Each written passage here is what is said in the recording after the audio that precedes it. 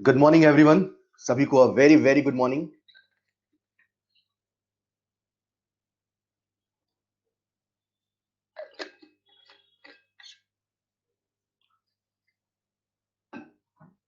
पवन बेटा, जब हम डिस्कशन करेंगे तो मैं वहां आपकी डाउट ले लूंगा। हाँ, जब हम डिस्कशन करेंगे पवन बेटा, तो वहां मैं आपके डाउट ले लूंगा। ऑलराइट, आप सभी को वेरी वेरी गुड मॉर्निंग। कैसे हैं आप सभी? क्या बात है? मुझे पूरी उम्मीद है कि आप पूरी ताकत से लग रहे होंगे। और मजे की बात है कि मेरे पास बहुत सारे बच्चों ने मैसेज किया कि सर सारा होमवर्क कर लिया। मैंने होमवर्क ज्यादा दिया था, आपने कर लिया तो बहुत अच्छी बात है। और जिन लोगों ने नहीं किया उनके लिए नेक्स्ट क्लास का होमवर्क मैं देता हूं। और आज की क्लास जो बहुत बहुत इंपॉर्टेंट होने वाली है, मुझे आप सबका ध्यान भी चाहिए होगा। ठीक है, तो सबसे पहले क्लास स्टार्ट करने के पहले आपको मैं होमवर्क दे दूं। जब तक बाकी बच्चे ऑनलाइन आ रहे हैं, बिना टाइम वेस्ट किए सबसे पहले आपको मैं होमवर्क दे दूं।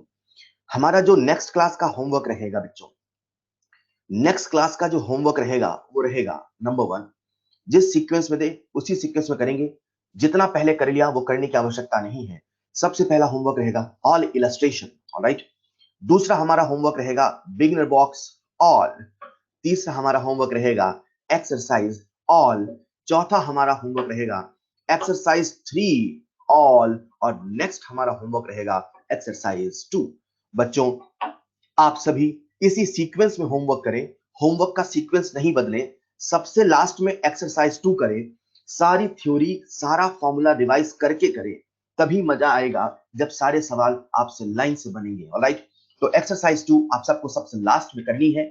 मैंने आप सबसे कहा था कि एनसीईआरटी, तो अगला जो आपका होमवर्क रहेगा जो कल के बाद रहेगा, ये कल का होमवर्क है, किसी कीमत पे कंप्लीट हो जाए। ठीक है, तो कल अभी मैं इतना होमवर्क देता हूं, बाकी होमवर्क आपको नेक्स्ट क्लास में दूंगा। अभी फिलहाल कल के लिए चैप्टर इक्विलिब्रियम से इतना होमवर्क चाहिए और सभी बच्चे इसे जरूर कर ले। मैं आपसे और कुछ डिमांड नहीं कर रहा हूं, केवल मॉड्यूल का कल हम रखेंगे डिस्कशन, वो हो जाना चाहिए।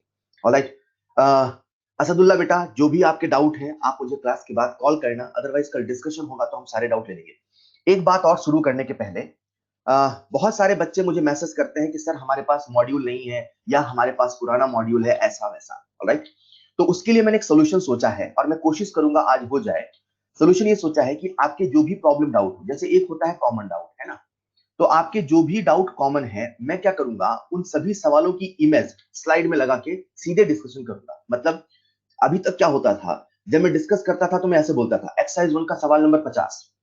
अब किसी बच्चे के पास मॉड्यूल नहीं है या किसी बच्चे के पास पुराना मॉड्यूल है, तो वो 50 सवाल को समझ ही नहीं आता था।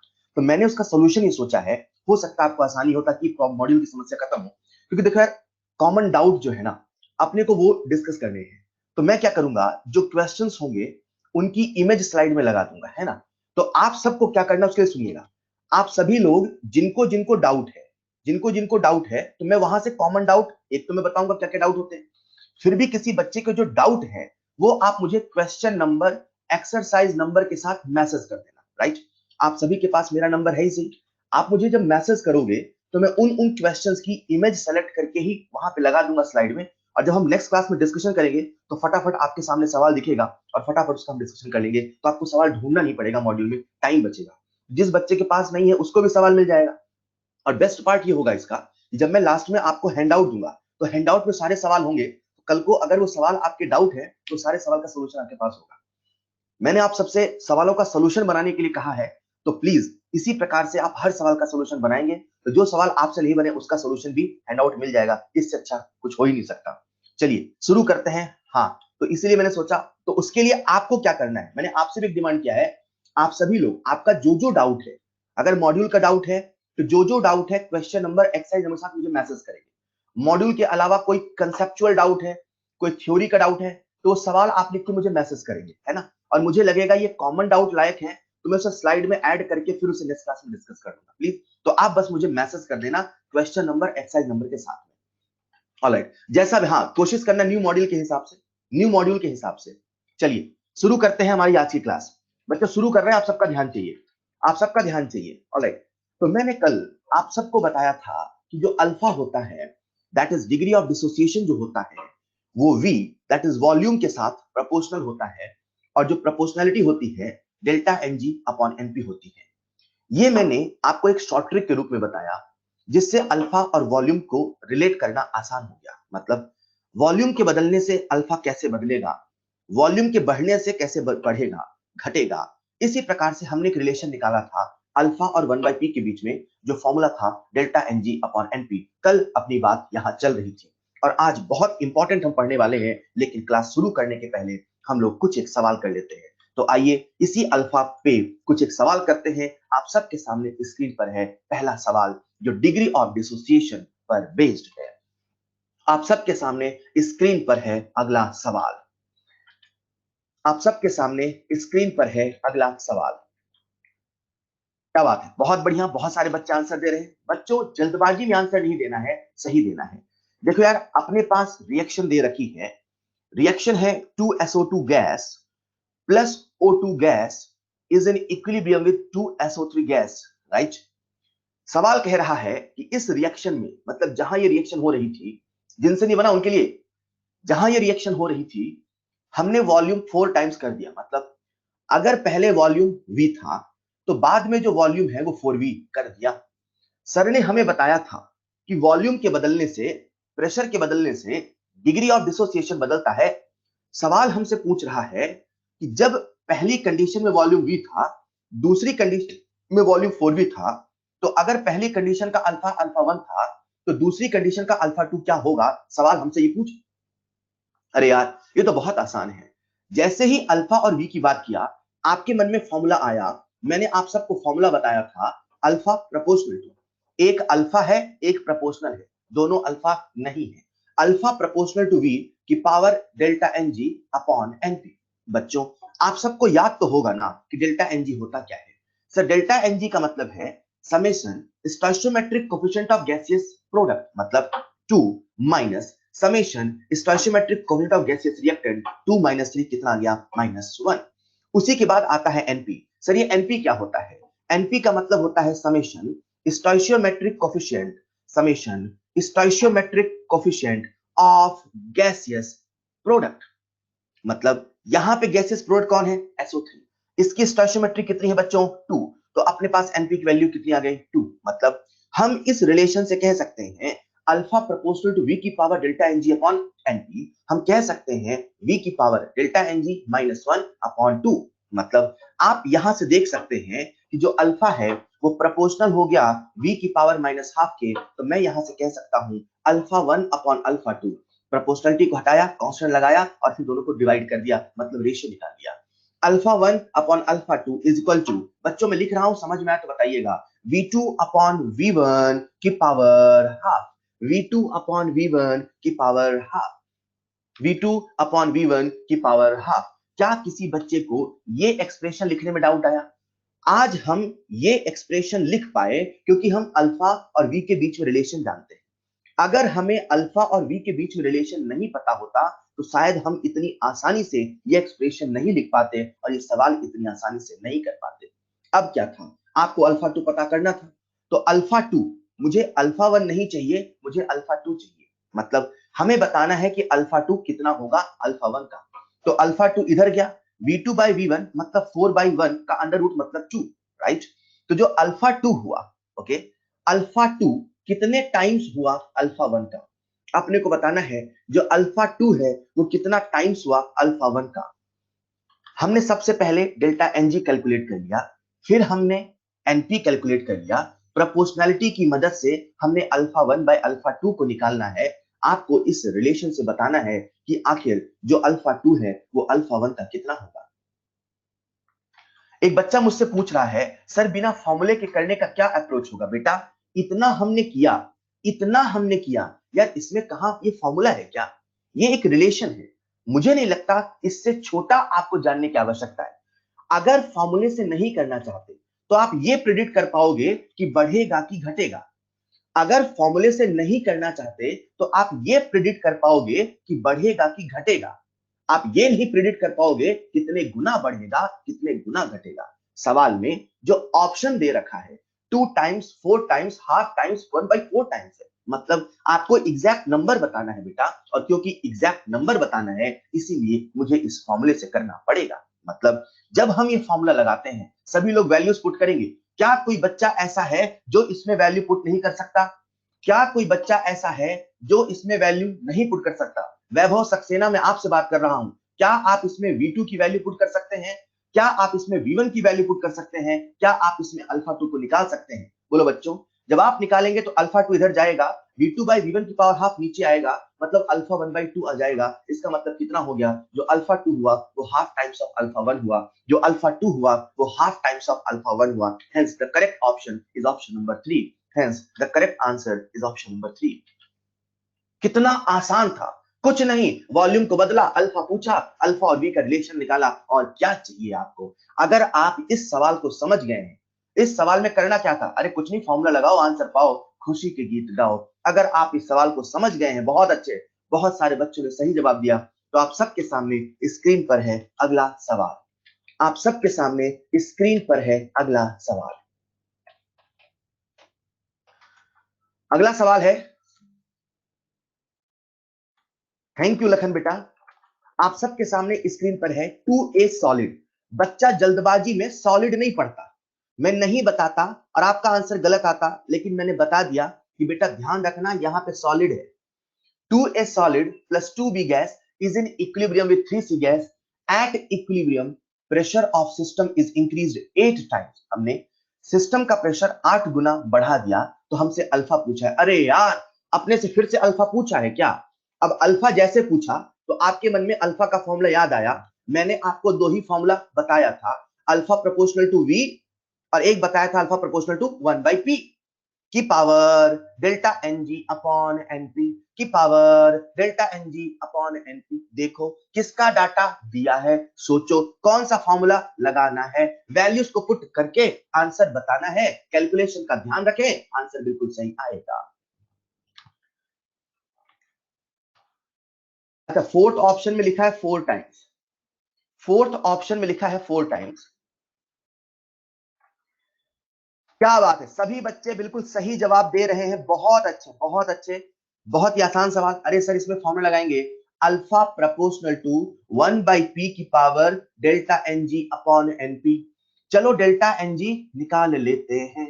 डेल्टा एन जी क्या होगा sir? Stoichiometric coefficient of gaseous product बोले तो 3 minus stoichiometric coefficient of gaseous reactant बोले तो 2 बोले तो 1। अरे डेल्टा एन जी की वैल्यू निकाल ली, चलो अब एनपी निकालते हैं। मैंने आपको जो ट्रिक वाला फॉर्मूला बताया उसमें ये एनपी क्या है बच्चों? सर एनपी का मतलब है summation स्टोइशियोमेट्रिक coefficient of gaseous product.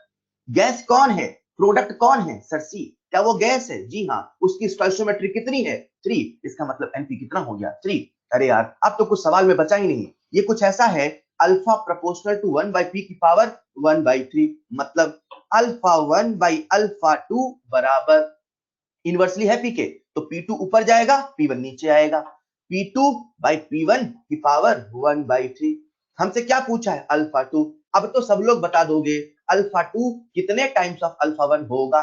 P2 की वैल्यू रखेंगे, P1 की वैल्यू रखेंगे। पहले मान लो P1 P था, बाद में P2 8P हो गया। बच्चों सभी लोग मुझे इसका आंसर देंगे यार, सभी लोग। क्या बात है, लाइन से सही आंसर दे रहे हैं। और again the answer is, again the answer is, again the answer is half times of alpha 1 बोले तो ऑप्शन नंबर 3। फिर से जो आंसर है वो है ऑप्शन नंबर 3 बोले तो हाफ टाइम्स। ऑलराइट, इन सवालों के माध्यम से बच्चों मैंने आपको सिखाया कि कितना आसान होता है ये सवाल करना, बशर्ते आपको ये फॉर्मूला याद हो। जिस बच्चे को फॉर्मूला ये वाला नहीं याद है वो यहाँ पे घबरा जाता है, और अगर उसने वो पूरे कंसेप्ट से करना स्टार्ट किया, लिखा 1 फिर 1 माइनस एक्स, तो बहुत लेंदी सवाल हो जाता है। मुझे आप सबका ध्यान चाहिए, और आज आपको बिल्कुल भी चैट बॉक्स में नहीं लिखना जब तक मैं ना पूछूं, बहुत ध्यान से सुनना है। जब मैं ये सारी बातें कर रहा था तो बच्चा एक बड़े ध्यान से सुन रहा था, उसने मुझसे डाउट पूछा, सर आपने हमें सिखाया कि जो ये डिग्री ऑफ डिसोसिएशन होता है ये प्रेशर के बदलने से, ये वॉल्यूम के बदलने से बदल जाता है। मैंने कहा सही है सर, क्या क्या ये और किसी फैक्टर पे डिपेंड नहीं करता? मैंने कहा ऐसे बहुत सारे फैक्टर्स हैं जिन पे डिपेंड करता है। तो सर फिर हमने केवल दो ही फैक्टर क्यों पढ़ा? हमने अभी केवल पढ़ा कि जो अल्फा होता है वो कैसे प्रेशर के बदलने से बदलता है। हमने अभी पढ़ा कि जो अल्फा होता है कैसे वॉल्यूम के बदलने से बदलता है। मैंने ये नहीं कहा कि केवल प्रेशर और वॉल्यूम के बदलने से ही बदलता है। लेकिन यहां से आपके दिमाग में मुझे एक कंसेप्ट डालना था। कंसेप्ट ये डालना था कि जब हम प्रेशर को, जब हम वॉल्यूम को बदल देते हैं तो अल्फा बदलता है। सवाल है आखिर अल्फा क्यों बदलता है?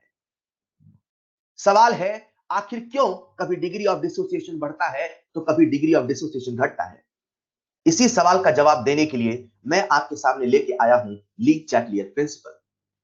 A very very very important topic for exam, medical exam के लिए बहुत इंपॉर्टेंट है। मतलब मैं आपसे कहूं, इक्विलिब्रियम चैप्टर को दो हिस्सों में डिवाइड कर दो, एक पूरा जो हमने पढ़ा अभी तक वो सारा, और एक ये ली चैटलियर प्रिंसिपल। मतलब या तो सवाल इधर से आता है या तो सवाल बाकी हिस्सों से आता है। मतलब आपने जितने दिनों से अभी इक्विलिब्रियम चैप्टर को पढ़ा उसमें से या तो इक्का दुक्का सवाल आएगा या तो ली चैटलियर प्रिंसिपल से इक्का दुक्का सवाल आएगा। तो बहुत ध्यान से सुनना है आखिर ये है क्या। तो जब मैं आपको ली चैटलियर प्रिंसिपल पढ़ा रहा हूंगा तो मैं चाहता हूं आपके मन में तीन सवाल हो। सबसे पहला सवाल हो, आखिर ये क्या होता है, इसकी आवश्यकता हमें क्यों पड़ी और ये कैसे होता है। सबसे पहले मैं आपको सिखाऊंगा कि आखिर ली चैटलियर प्रिंसिपल की आवश्यकता हमें पड़ी क्यों, क्यों इसकी आवश्यकता पड़ी, क्यों हमें ऐसा कुछ सोचना पड़ा। देखो बच्चों, जब इंडस्ट्रीज में कभी कोई रिएक्शन होती है या इंडस्ट्रीज में जब हम किसी केमिकल रिएक्शन का इस्तेमाल करते हैं तो उसका मेन इंटेंशन होता है उससे बनने वाले प्रोडक्ट का अमाउंट हमें ज्यादा से ज्यादा मिले। मतलब अगर किसी फैक्ट्री में अमोनिया बन रही है तो हमारी ये कोशिश होगी कि उस फैक्ट्री से अमोनिया ज्यादा से ज्यादा बने। हम नहीं चाहेंगे कि जिस चीज को बना रहे हैं वो कम बने, हम चाहेंगे कि वो ज्यादा से ज्यादा बने। अगर किसी फैक्ट्री में जहां अमोनिया का फॉर्मेशन चल रहा है तो हमारी ये कोशिश होती है कि जो परसेंट यील्ड है, जो प्रोडक्ट है, वो हमेशा मैक्सिमम अमाउंट में बने, वो हमेशा ज्यादा से ज्यादा बने। लेकिन इस रिएक्शन का नेचर है कि इसके जीवन में इक्विलिब्रियम आ जाता है, और जब इसके जीवन में इक्विलिब्रियम आ जाता है तो सब कुछ थम सा जाता है। मतलब ये जो अमोनिया बन रहा था, इसका जो प्रोडक्ट आ रहा था, वो जहां पे इक्विलिब्रियम आया वहीं पे रुक गया। मान लीजिए आप फैक्ट्री में अमोनिया बना रहे थे, अमोनिया बनते बनते लेट से 100 केजी आया, और जैसे 100 केजी आया वैसे ही वो कांस्टेंट हो गया। इक्विलिब्रियम पर जो कंसंट्रेशन होती है, जो मेजरेबल प्रॉपर्टीज होती हैं, वो सब कांस्टेंट हो जाती हैं। ऐसा मैंने आपको जब इक्विलिब्रियम के बारे में बताया तभी बताया था। वो फैक्ट्री जो अमोनिया को बना रही है, अचानक से अमोनिया का फॉर्मेशन कांस्टेंट हो गया, ये उसके लिए अच्छी बात नहीं, ये उसके लिए नुकसान की बात है। मैं ये नहीं कह रहा हूं कि इक्विलिब्रियम का आना अच्छी बात है, मैं ये नहीं कह रहा हूं कि इक्विलिब्रियम का आना बुरी बात है। जब एक बंदा ट्रेडमिल में चलता है, जब एक बंदा ट्रेडमिल में चलता है तो उसे ट्रेडमिल की स्पीड के साथ इक्विलिब्रियम में चलना पड़ता है। अगर उस बंदे का इक्विलिब्रियम स्पीड ट्रेडमिल की स्पीड के बराबर ना हो तो वो बंदा गिर जाएगा। कभी कभी इक्विलिब्रियम अच्छा होता है, लेकिन वहीं पे अगर इस इंडस्ट्री में इक्विलिब्रियम आ गया तो अमोनिया का फॉर्मेशन थम सा जाएगा, अमोनिया जो बन रहा था वो रुक सा जाएगा। तो ये हमारे लिए अच्छा नहीं हुआ।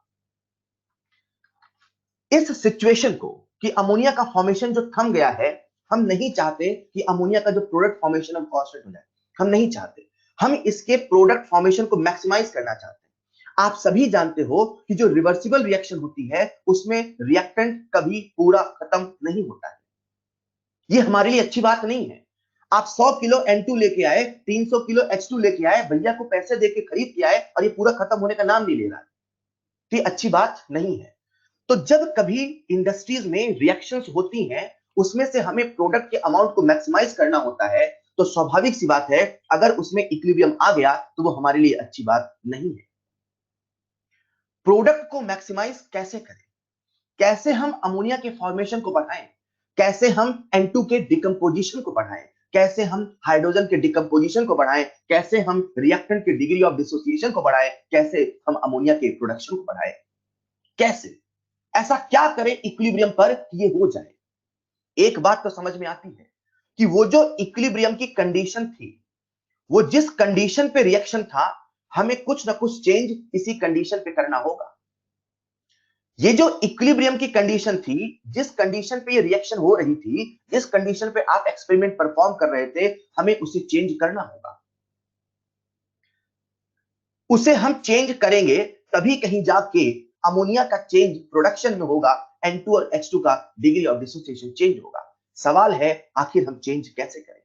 मैं अभी आपको समझा रहा हूं हमें ली चैटलियर प्रिंसिपल की आवश्यकता क्यों पड़ी, क्यों हम ली चैटलियर प्रिंसिपल को पढ़ना चाह रहे हैं, क्योंकि हम प्रोडक्ट के फॉर्मेशन को बढ़ाना चाह रहे हैं, क्योंकि हम वो जो चीज जो थम सी गई है, जो रुक सी गई है, हम वहां पे उसे रुके रहना नहीं चाहते हैं। हम चाहते हैं कि उससे और प्रोडक्ट बने, हम चाहते हैं कि रिएक्टेंट का डिकम्पोजिशन और हो। अब ये कैसे हो, ऐसा कैसे हो? तो इसी चीज को समझाने के लिए आता है ली चैटलियर प्रिंसिपल, और वो ये कहता है कि जो रिएक्शन इक्विलिब्रियम पर है, अगर आप उसे स्ट्रेस दोगे, क्या दोगे? स्ट्रेस दोगे, मतलब कोई चेंज करोगे। क्या क्या चेंज कर सकते हैं? जैसा कि बच्चों मैंने आपसे पहले कहा था, हम लोग इक्विलिब्रियम पढ़ रहे हैं? नहीं। हम लोग केमिकल इक्विलिब्रियम पढ़ रहे हैं? नहीं। हम लोग क्या पढ़ रहे हैं? गैसियस केमिकल इक्विलिब्रियम बच्चों। हम लोग क्या पढ़ रहे हैं? Gaseous chemical equilibrium. तो गैसियस केमिकल इक्विलिब्रियम के लिए जो इस इक्विलिब्रियम की कंडीशन है, मतलब जो रिएक्शन इक्विलिब्रियम पर है, उसकी जो कंडीशन है वो कंसंट्रेशन में है, वो प्रेशर में और टेम्परेचर में और किसी दूसरे इनर्ट गैस में। बहुत ध्यान से सुनिएगा, मैंने कहा CPT, मैंने वॉल्यूम नहीं बोला, मैंने कहा CPT। फिर ये क्या है? ये उस गैसियस केमिकल इक्विलिब्रियम की कंडीशन है। मतलब अगर आपको इस इक्विलिब्रियम की कंडीशन बतानी है तो आप कंसंट्रेशन के फॉर्म में बात करोगे, आप प्रेशर के फॉर्म में बात करोगे, आप टेम्परेचर के फॉर्म में बात करोगे। आप ये नहीं कहोगे कि जो रिएक्शन हो रही है ये लाल बर्तन में हो रही है, काले बर्तन में हो रही है, ऐसी बात नहीं करोगे। इस रिएक्शन का जो इक्विलिब्रियम कंडीशन है वो कंसंट्रेशन, प्रेशर और टेम्परेचर से डिफाइन होता है। हमारे सिलेबस में एक केस इनर्ट गैस का आता है, तो हम लोग कहते हैं टोटल 4 केसेस हैं, ये टोटल 4 तरीके हैं, ये टोटल 4 इक्विलिब्रियम की कंडीशन है। जब कभी कोई गैसियस केमिकल रिएक्शन इक्विलिब्रियम में होती है तो उसकी जो इक्विलिब्रियम की कंडीशन है वो CPT और इनर्ट गैस के फॉर्म में डिफाइन होती है। ली चैटलियर प्रिंसिपल कहता है कि अगर कभी कोई रिएक्शन इक्विलिब्रियम पर है, अगर कभी कोई रिएक्शन इक्विलिब्रियम पर है, कहां है बच्चों? इक्विलिब्रियम पर है। अगर कभी कोई रिएक्शन इक्विलिब्रियम पर है और उसकी इक्विलिब्रियम कंडीशन को, बहुत ध्यान से सुनिएगा, इस पे सवाल आ चुका है। अगर कभी कोई रिएक्शन इक्विलिब्रियम पर है और उसकी इक्विलिब्रियम की कंडीशन को, मतलब CPT और इनर्ट गैसेस को, अगर कभी कोई रिएक्शन इक्विलिब्रियम पर है और उसकी इक्विलिब्रियम को, कंडीशन को चेंज किया जाता है, क्या किया जाता है?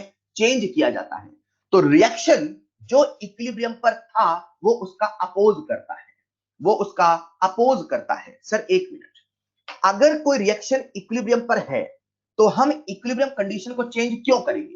क्योंकि जब तक इक्विलिब्रियम कंडीशन को चेंज नहीं करोगे तो कुछ चेंज नहीं होगा, बिना चेंज के कुछ चेंज नहीं होता। हम उसे चेंज करना चाहते हैं, हम अमोनिया के प्रोडक्शन को बढ़ाना चाहते हैं। So to do that change we have to change something. अब अपने पास चेंज करने के पास क्या क्या है? सर CPT और इनर्ट गैस। हम इन्हीं चीजों को चेंज कर सकते हैं क्योंकि हम गैसियस केमिकल इक्विलिब्रियम पढ़ रहे हैं। तो हम चेंज कैसे करें? तो ली चैटलियर प्रिंसिपल कहता है कि जब कभी कोई रिएक्शन इक्विलिब्रियम पर होती है, उसमें इक्विलिब्रियम कंडीशन को चेंज किया जाता है, तो रिएक्शन उस चेंज को अपोज करती है, उसे वो चेंज मंजूर नहीं होता है। मैं शुरू से कह रहा हूं, कोई भी रिएक्शन जो रिवर्सिबल होती है उसकी अंतिम इच्छा होती है कि वो एक दिन इक्विलिब्रियम पे पहुंच जाए।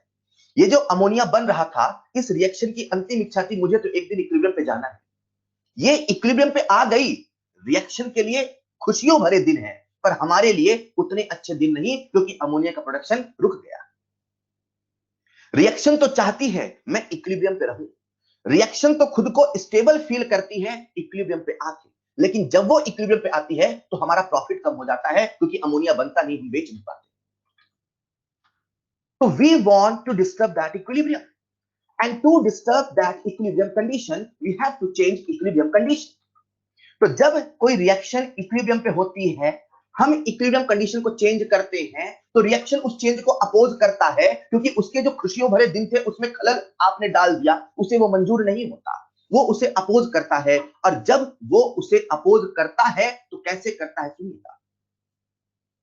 रिएक्शन जो कि इक्विलिब्रियम पर है, उसकी इक्विलिब्रियम कंडीशन को जब आप चेंज करते हो तो वो उस चेंज को अपोज करता है। वो उस चेंज को अपोज करने के लिए जो चेंज आपने किया है, हेलो हेलो हेलो, वो उस चेंज को अपोज करने के लिए, अपोज कौन कर रहा? रिएक्शन।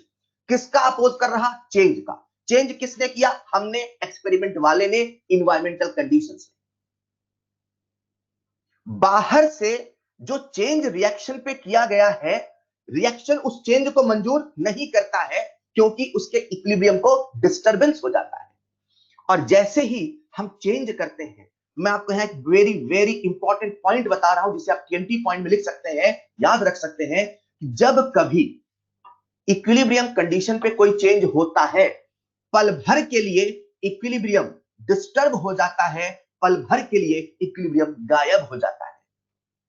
ऐसा बहुत सारी किताबें लिखती हैं कि एक बार इक्विलिब्रियम जब आता है तो कभी नहीं जाता है। यह सच्चाई नहीं है। जब इक्विलिब्रियम पर कंडीशंस को चेंज किया जाता है तो पल भर के लिए इक्विलिब्रियम डिस्टर्ब हो जाता है, इक्विलिब्रियम वैनिश्ड हो जाता है, इक्विलिब्रियम गायब हो जाता है। लेकिन रिएक्शन की तो इच्छा है इक्विलिब्रियम पे आने की।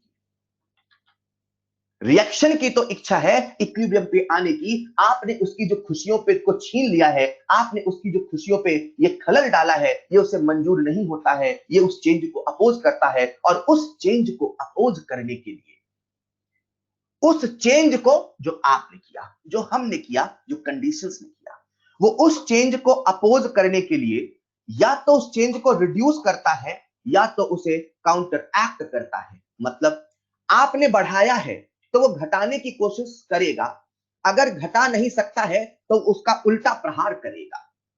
आखिर ऐसा वो क्यों करेगा? क्योंकि आपने उसकी खुशियां छीनने की कोशिश की। उसकी खुशियां क्या है? इक्विलिब्रियम। ली चैटलियर प्रिंसिपल कहता है, जब कभी कोई रिएक्शन इक्विलिब्रियम पे होती है, मैं एक लाइन बोल रहा हूं, सुनिएगा ध्यान से। जब कभी कोई रिएक्शन इक्विलिब्रियम पे होती है, हमारे द्वारा कोई चेंज किया जाता है, रिएक्शन को वो चेंज मंजूर नहीं होता है।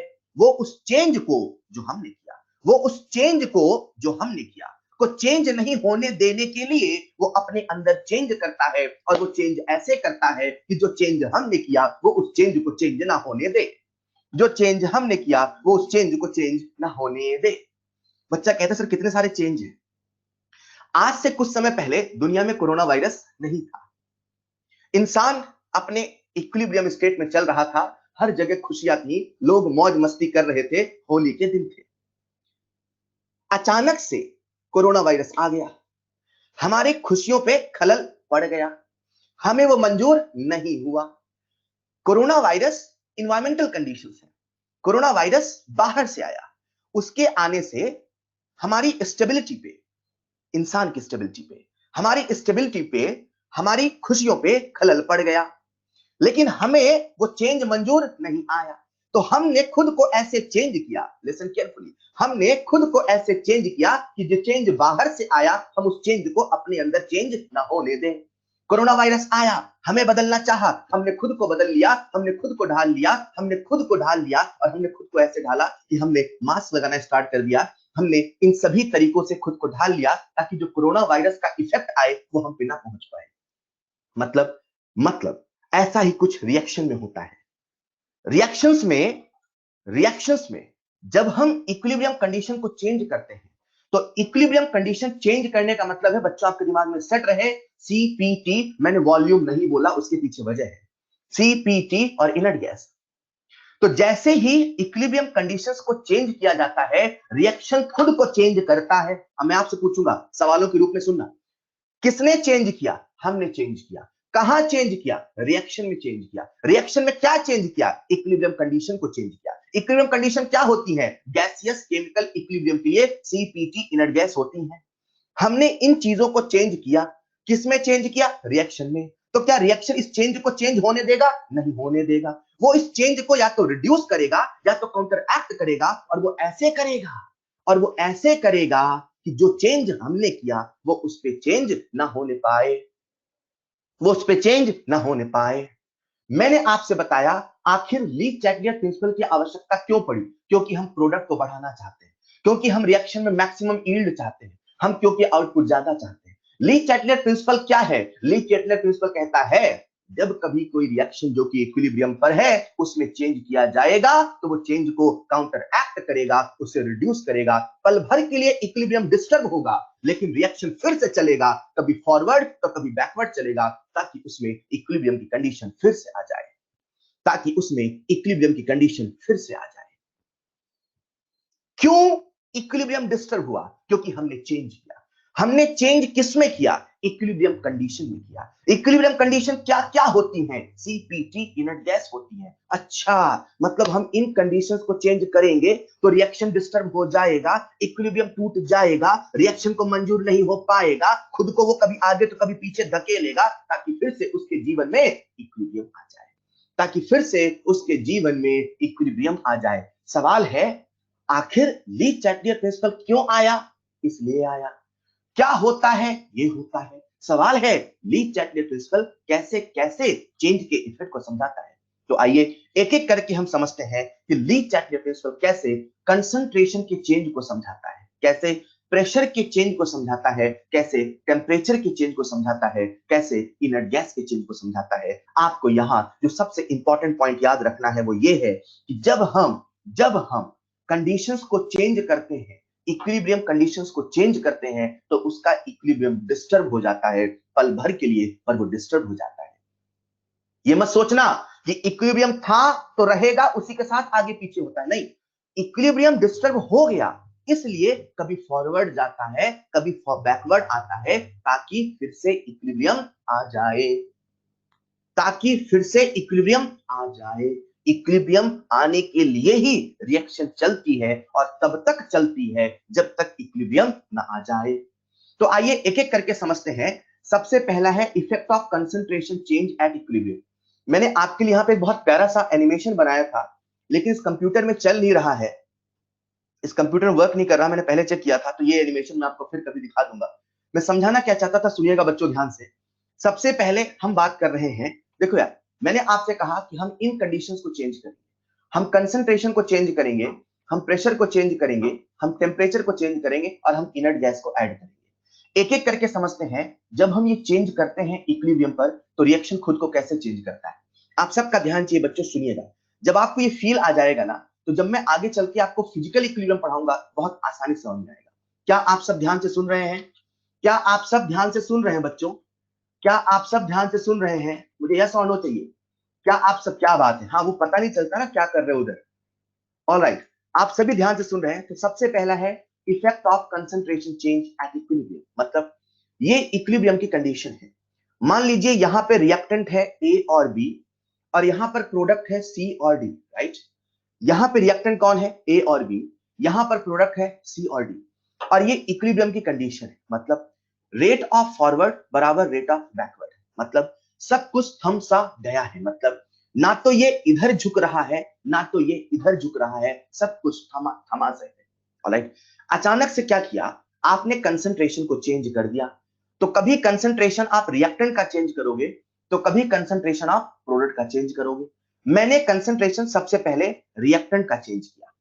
जब हम कंसंट्रेशन रिएक्टेंट का चेंज करेंगे तो इमेजिन करो हमने बाहर से रिएक्टेंट ऐड किया। जैसे ही हम रिएक्टेंट ऐड करेंगे तो यहां पे रिएक्टेंट के और मॉलिक्यूल आएंगे, यहां पे रिएक्टेंट का कंसंट्रेशन बढ़ जाएगा। तो ऐसा सोचो ये जो तराजू है, ये जो हमारा तराजू है, ये जो हमारा वेइंग बैलेंस है, ये इधर झुक जाएगा।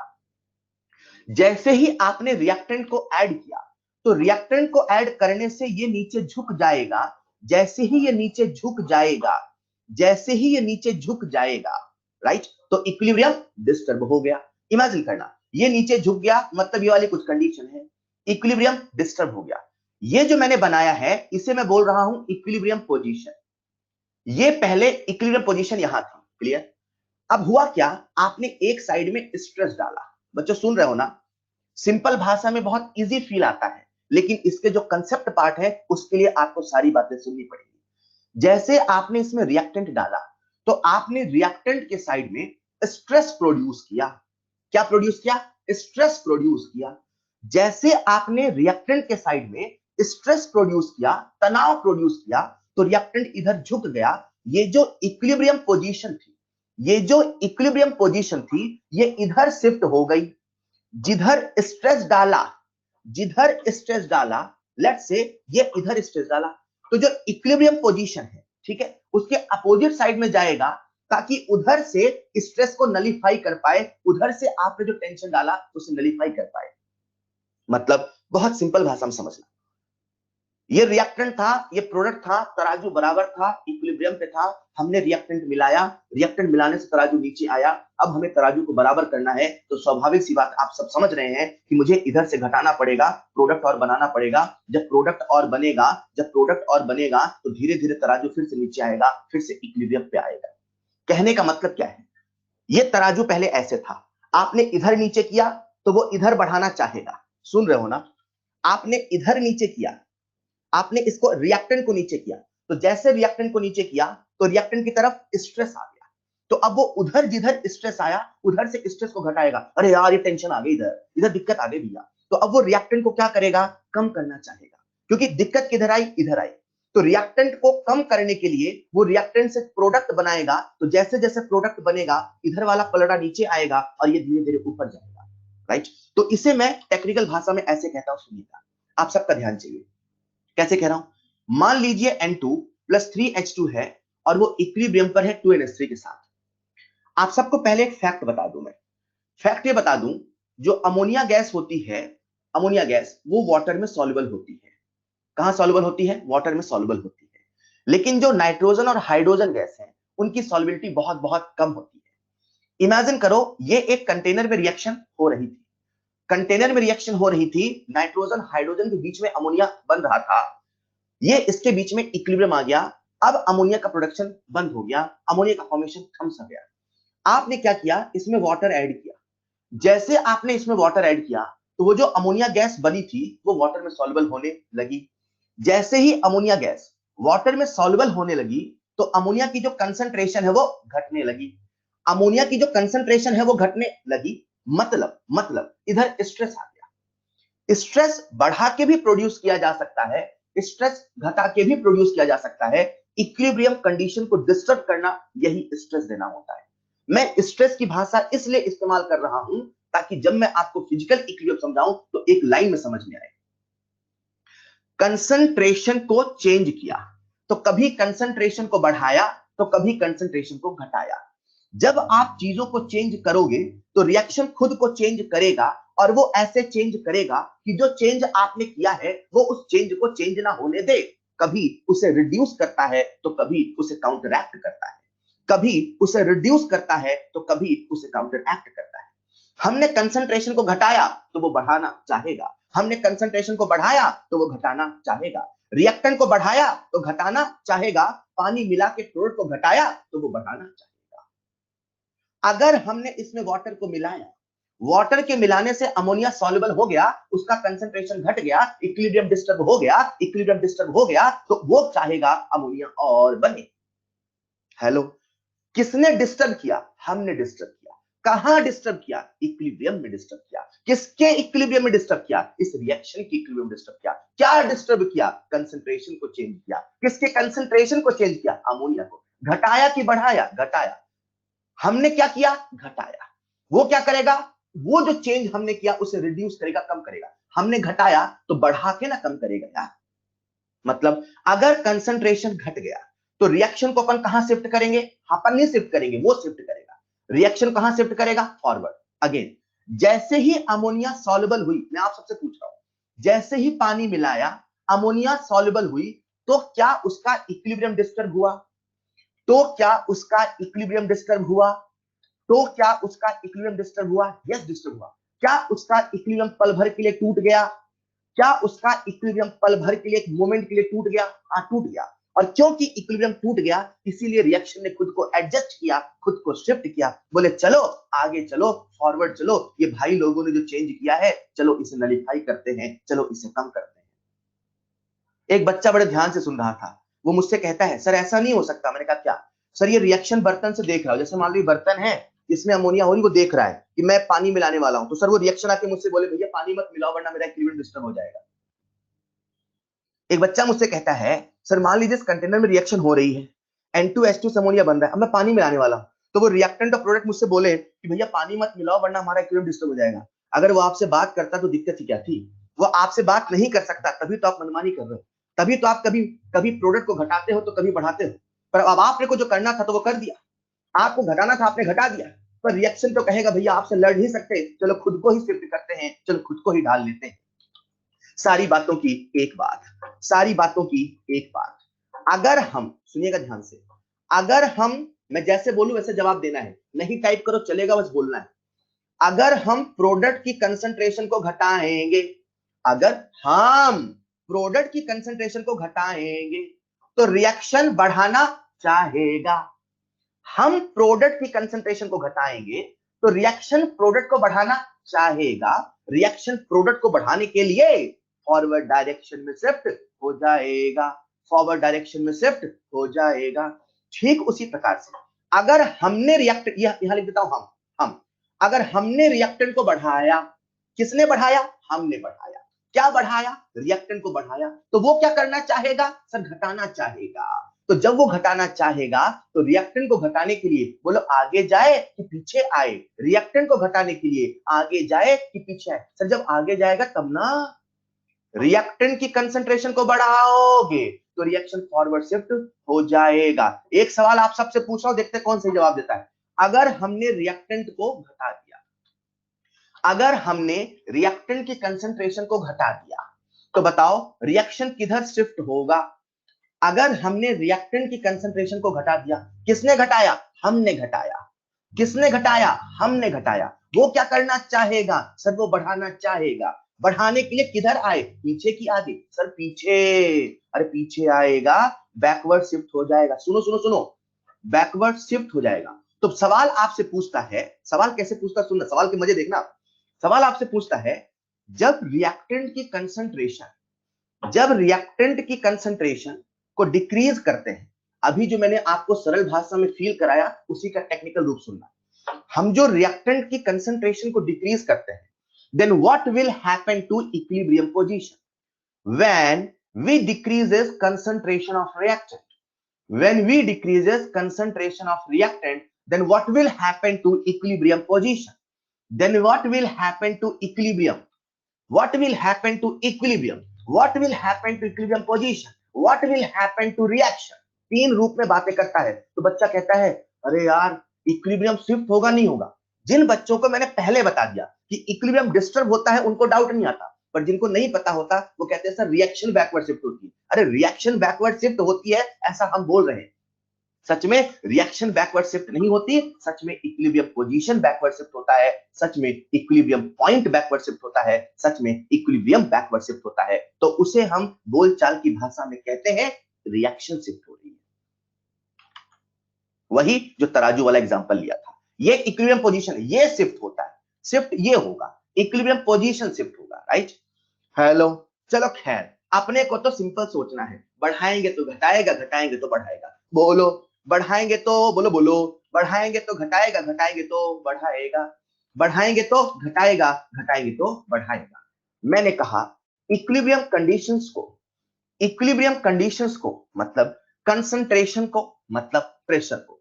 मैंने अभी आपसे कंसंट्रेशन पे बात की, चलो अब बात करते हैं प्रेशर पे, राइट?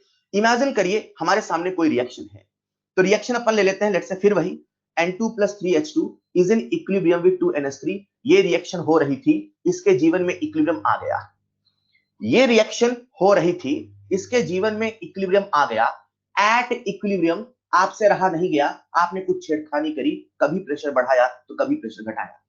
लेट्स से रिएक्शन जब इक्विलिब्रियम पर है, आपने सिस्टम का, ये पूरा एक सिस्टम है, आपने सिस्टम का प्रेशर बढ़ा दिया। एक मिनट, प्रेशर किसने बढ़ाया?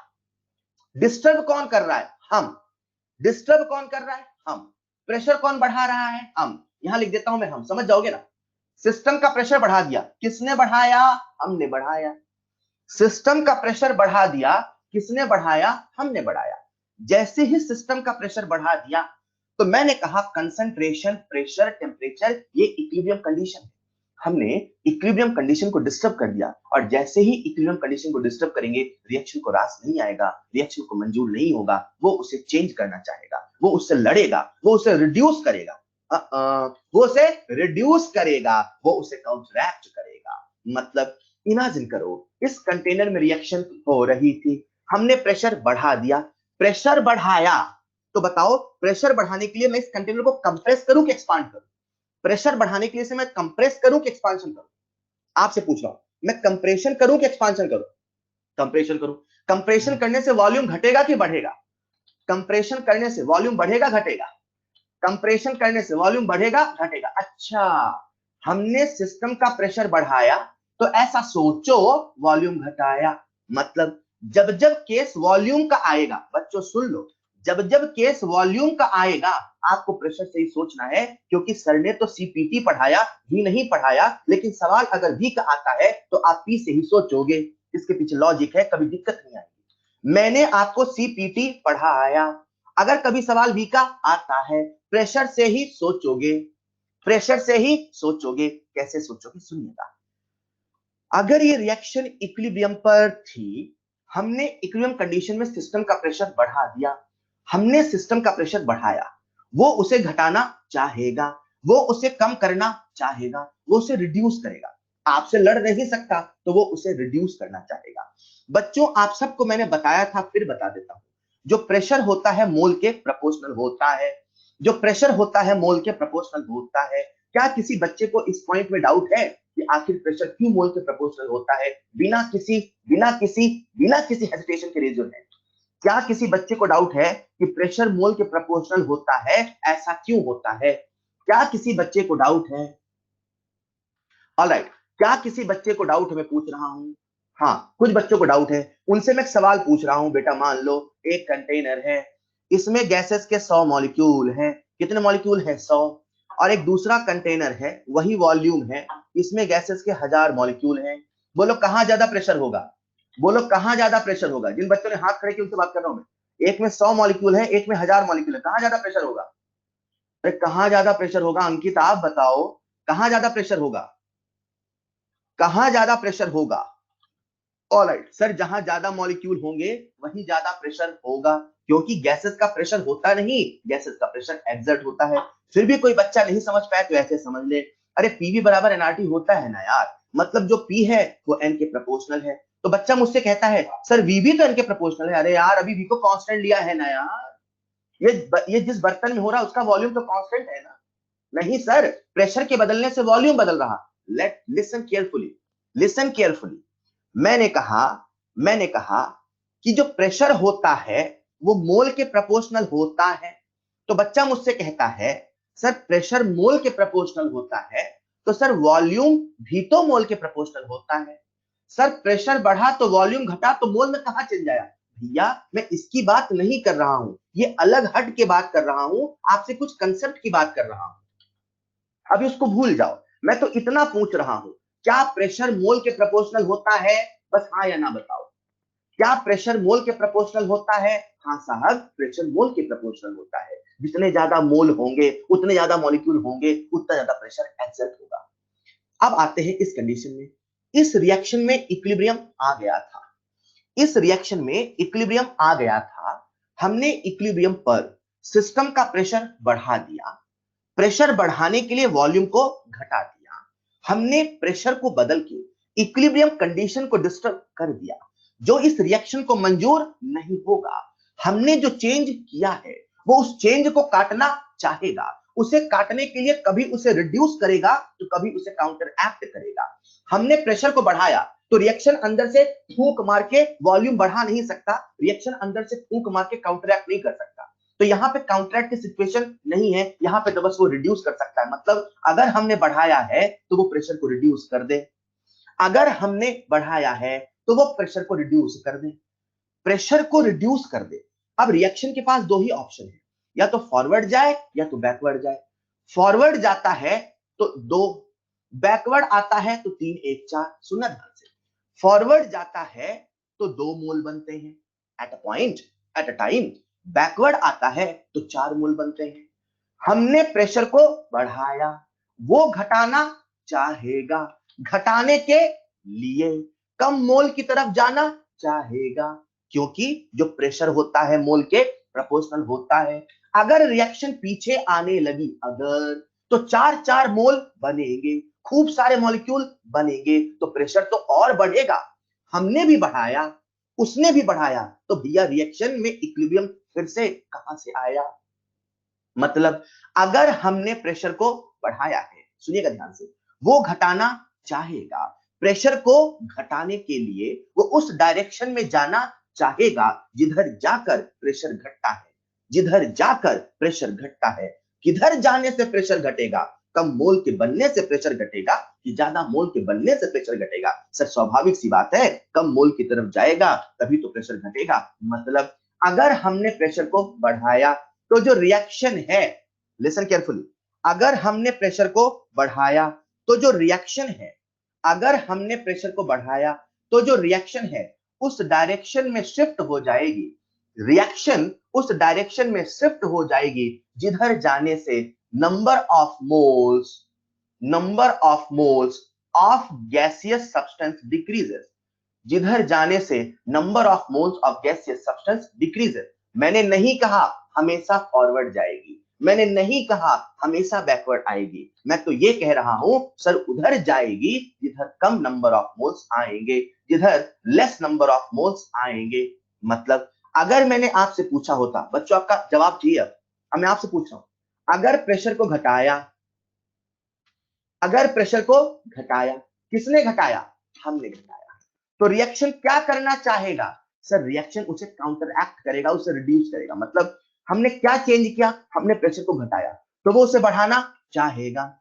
हमने प्रेशर को घटाया, सेकंड केस ले रहा हूं मैं, हमने प्रेशर को घटाया तो रिएक्शन प्रेशर को बढ़ाना चाहेगा। प्रेशर को बढ़ाने के लिए उधर शिफ्ट हो जाएगा जिधर जाने से मोर नंबर ऑफ मोल्स आते हैं, जिधर जाने से मोर नंबर ऑफ गैसियस सब्सटेंस आते हैं, जिधर जाने से मोर number of mole of gaseous substance आते हैं। बच्चों सुनिएगा, मैंने नहीं कहा हमेशा फॉरवर्ड जाएगा, मैंने नहीं कहा हमेशा बैकवर्ड जाएगा, मैं ये कह रहा हूं जिधर मोल है उधर देख के जाएगा। मतलब अगर प्रेशर बढ़ाओगे तो कम मोल की तरफ जाएगा, अगर प्रेशर घटाओगे तो ज्यादा मोल की तरफ जाएगा। एक छोटा सा सवाल मैं आप सबसे पूछ रहा हूं, आप सबका ध्यान चाहिए। PCl5 is in equilibrium with PCl3 plus Cl2. Gas gas gas, अगर वॉल्यूम को बढ़ा दिया गया, अगर वॉल्यूम को बढ़ा दिया गया तो बताओ रिएक्शन किधर शिफ्ट होगी? बताओ इक्विलिब्रियम किधर शिफ्ट होगा? अगर वॉल्यूम को बढ़ा दिया गया, अगर वॉल्यूम को बढ़ा दिया गया तो बताओ रिएक्शन किधर शिफ्ट होगी? बताओ इक्विलिब्रियम किधर शिफ्ट होगा?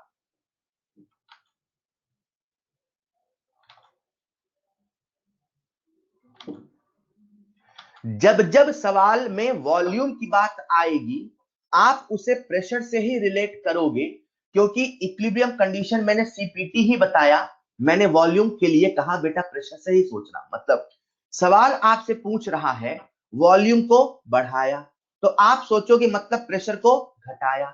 ये हमने किया बच्चों, ये हमने किया। हम सोच अच्छा सवाल कह रहा वॉल्यूम को बढ़ाया, मतलब वो कहना चाह रहा प्रेशर को घटाया। हमने प्रेशर को घटा दिया, हमने प्रेशर को घटा दिया, तो रिएक्शन उसे काउंटरैक्ट करेगा, रिएक्शन उस इफेक्ट को रिड्यूस करेगा, मतलब वो बढ़ाना चाहेगा। हमने प्रेशर को घटाया, रिएक्शन उस डायरेक्शन में शिफ्ट हो जाएगा जिधर नंबर ऑफ मोल, बोलो बोलो, रिएक्शन उस डायरेक्शन में शिफ्ट हो जाएगा जिधर नंबर ऑफ मोल्स, जिधर नंबर ऑफ मोल्स ज्यादा आएंगे, जिधर नंबर ऑफ मोल्स ज्यादा आएंगे। बताओ आगे जाने से ज्यादा मोल आते हैं कि पीछे जाने से ज्यादा मोल आते हैं? आगे जाने से कि पीछे जाने से? सर आगे जाने से, मतलब जो रिएक्शन है वो फॉरवर्ड डायरेक्शन में शिफ्ट हो जाएगा, जो रिएक्शन है वो फॉरवर्ड डायरेक्शन में शिफ्ट हो जाएगा। क्लियर? सबसे पहले अपन ने बात करी कंसंट्रेशन की, फिर बात करी प्रेशर की। मैंने कहा जब भी वॉल्यूम आए प्रेशर से ही सोचोगे, प्रेशर बढ़ाओगे तो वो घटाएगा, प्रेशर घटाओगे तो वो बढ़ाएगा। घटाने और बढ़ाने के लिए किसी एक डायरेक्शन में शिफ्ट हो जाएगा। अगर प्रेशर घटाना है तो कम मोल की तरफ जाएगा, अगर प्रेशर बढ़ाना है रिएक्शन को, अगर प्रेशर बढ़ाना है रिएक्शन को तो ज्यादा मोल की तरफ जाएगा। सर हमें कैसे पता चलेगा रिएक्शन बढ़ाएगा कि घटाएगा? आप जो करोगे उसका उल्टा करेगा। आप प्रेशर बढ़ाओगे तो रिएक्शन घटाना चाहेगा, आप प्रेशर घटाओगे तो रिएक्शन बढ़ाना चाहेगा। हेलो, अरे समझ में आया? इसी प्रकार से तीसरा फैक्टर है इफेक्ट ऑफ टेम्परेचर। मतलब अगर हम कोई रिएक्शन जो कि इक्विलिब्रियम पर है, आपका ध्यान चाहिए, अगर हम कोई रिएक्शन जो कि इक्विलिब्रियम पर है उसमें टेम्परेचर का चेंज करते हैं तो रिएक्शन कहां जाएगा? बच्चों अगर आपको याद हो तो मैंने आपसे कहा था कि दुनिया में दो तरह की रिएक्शन होती है, एक एक्सो और दूसरी एंडो होती है। जो एक्सोथर्मिक रिएक्शन होती है उसका डेल्टा एच निगेटिव होता है, जो रिएक्शन एंडोथर्मिक होती है उसका डेल्टा एच बच्चों बोलो बोलो पॉजिटिव होता है। मैंने आपको बताया था टेम्परेचर के बढ़ाने से के हमेशा बढ़ता नहीं, के हमेशा घटता नहीं। अगर रिएक्शन एंडोथर्मिक है तो टेम्परेचर के बढ़ाने से के बढ़ता है, अगर रिएक्शन एक्सोथर्मिक है तो टेम्परेचर के बढ़ाने से के घटता है। मान लो एक रिएक्शन है A is in equilibrium with B, मान लो एक रिएक्शन है A is in equilibrium with B. बच्चों सुन रहे हो ना? हाँ सर सुन रहे हैं। इसका जो के होगा वो concentration of B upon concentration of A होगा कि नहीं होगा? हाँ साहब होगा। अरे बोलो होगा। अगर मान लो पल भर के लिए हमें पता है कि टेम्परेचर के बढ़ाने से के बढ़ता है एंडो में, हमें पता है कि टेम्परेचर के बढ़ाने से के घटता है एक्सो में। मान लीजिए ये जो रिएक्शन है पल भर के लिए इसका नेचर है एंडोथर्मिक। कैसा नेचर है? एंडोथर्मिक। एंडो का मतलब है हीट को एब्जॉर्ब करता है। अगर हम टेम्परेचर बढ़ाएंगे, मैं आपसे पूछ रहा हूं, अगर हम टेम्परेचर बढ़ाएंगे तो रिएक्शन फॉरवर्ड शिफ्ट होगा कि बैकवर्ड शिफ्ट होगा?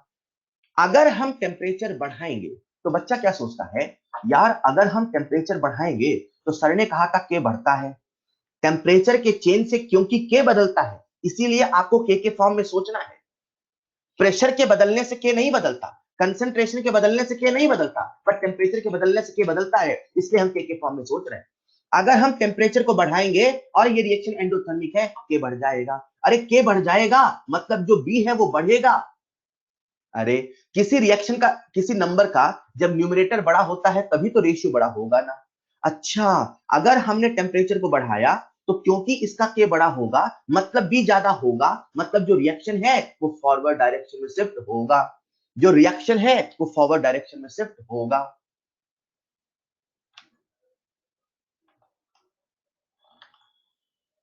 तो नहीं समझ में आया? हम क्या जानते हैं पहले वो याद करो। हम जानते हैं कि टेम्परेचर के बढ़ाने से के बढ़ जाता है।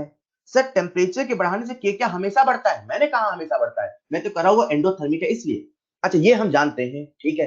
अब मैं आपसे पूछ रहा हूं, अब मैं आपसे पूछ रहा हूं कि अगर हमने ये एंडो लिखा बेटा एंडो, अगर हमने, मैं आपसे पूछ रहा हूं, अगर हमने इस रिएक्शन के लिए हमने हमने हमने टेम्परेचर को बढ़ा दिया, हमने क्या कर दिया? टेम्परेचर को बढ़ा दिया, तो रिएक्शन किधर जाएगा?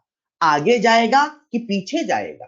तो बच्चे ने कहा यार टेम्परेचर के बढ़ाने से के बढ़ता है, मतलब अगर हमने टेम्परेचर बढ़ाया है तो इसका के बड़ा होगा, अगर हमने टेम्परेचर बढ़ाया है तो इसका के बड़ा होगा। अब आप मुझे बताओ के कब बड़ा होगा? जब बी बड़ा होगा तब न के बड़ा होगा, जब ए छोटा होगा तब न के बड़ा होगा। अरे यार अगर टेम्परेचर बढ़ाएंगे तो बी बड़ा होगा, ए छोटा होगा।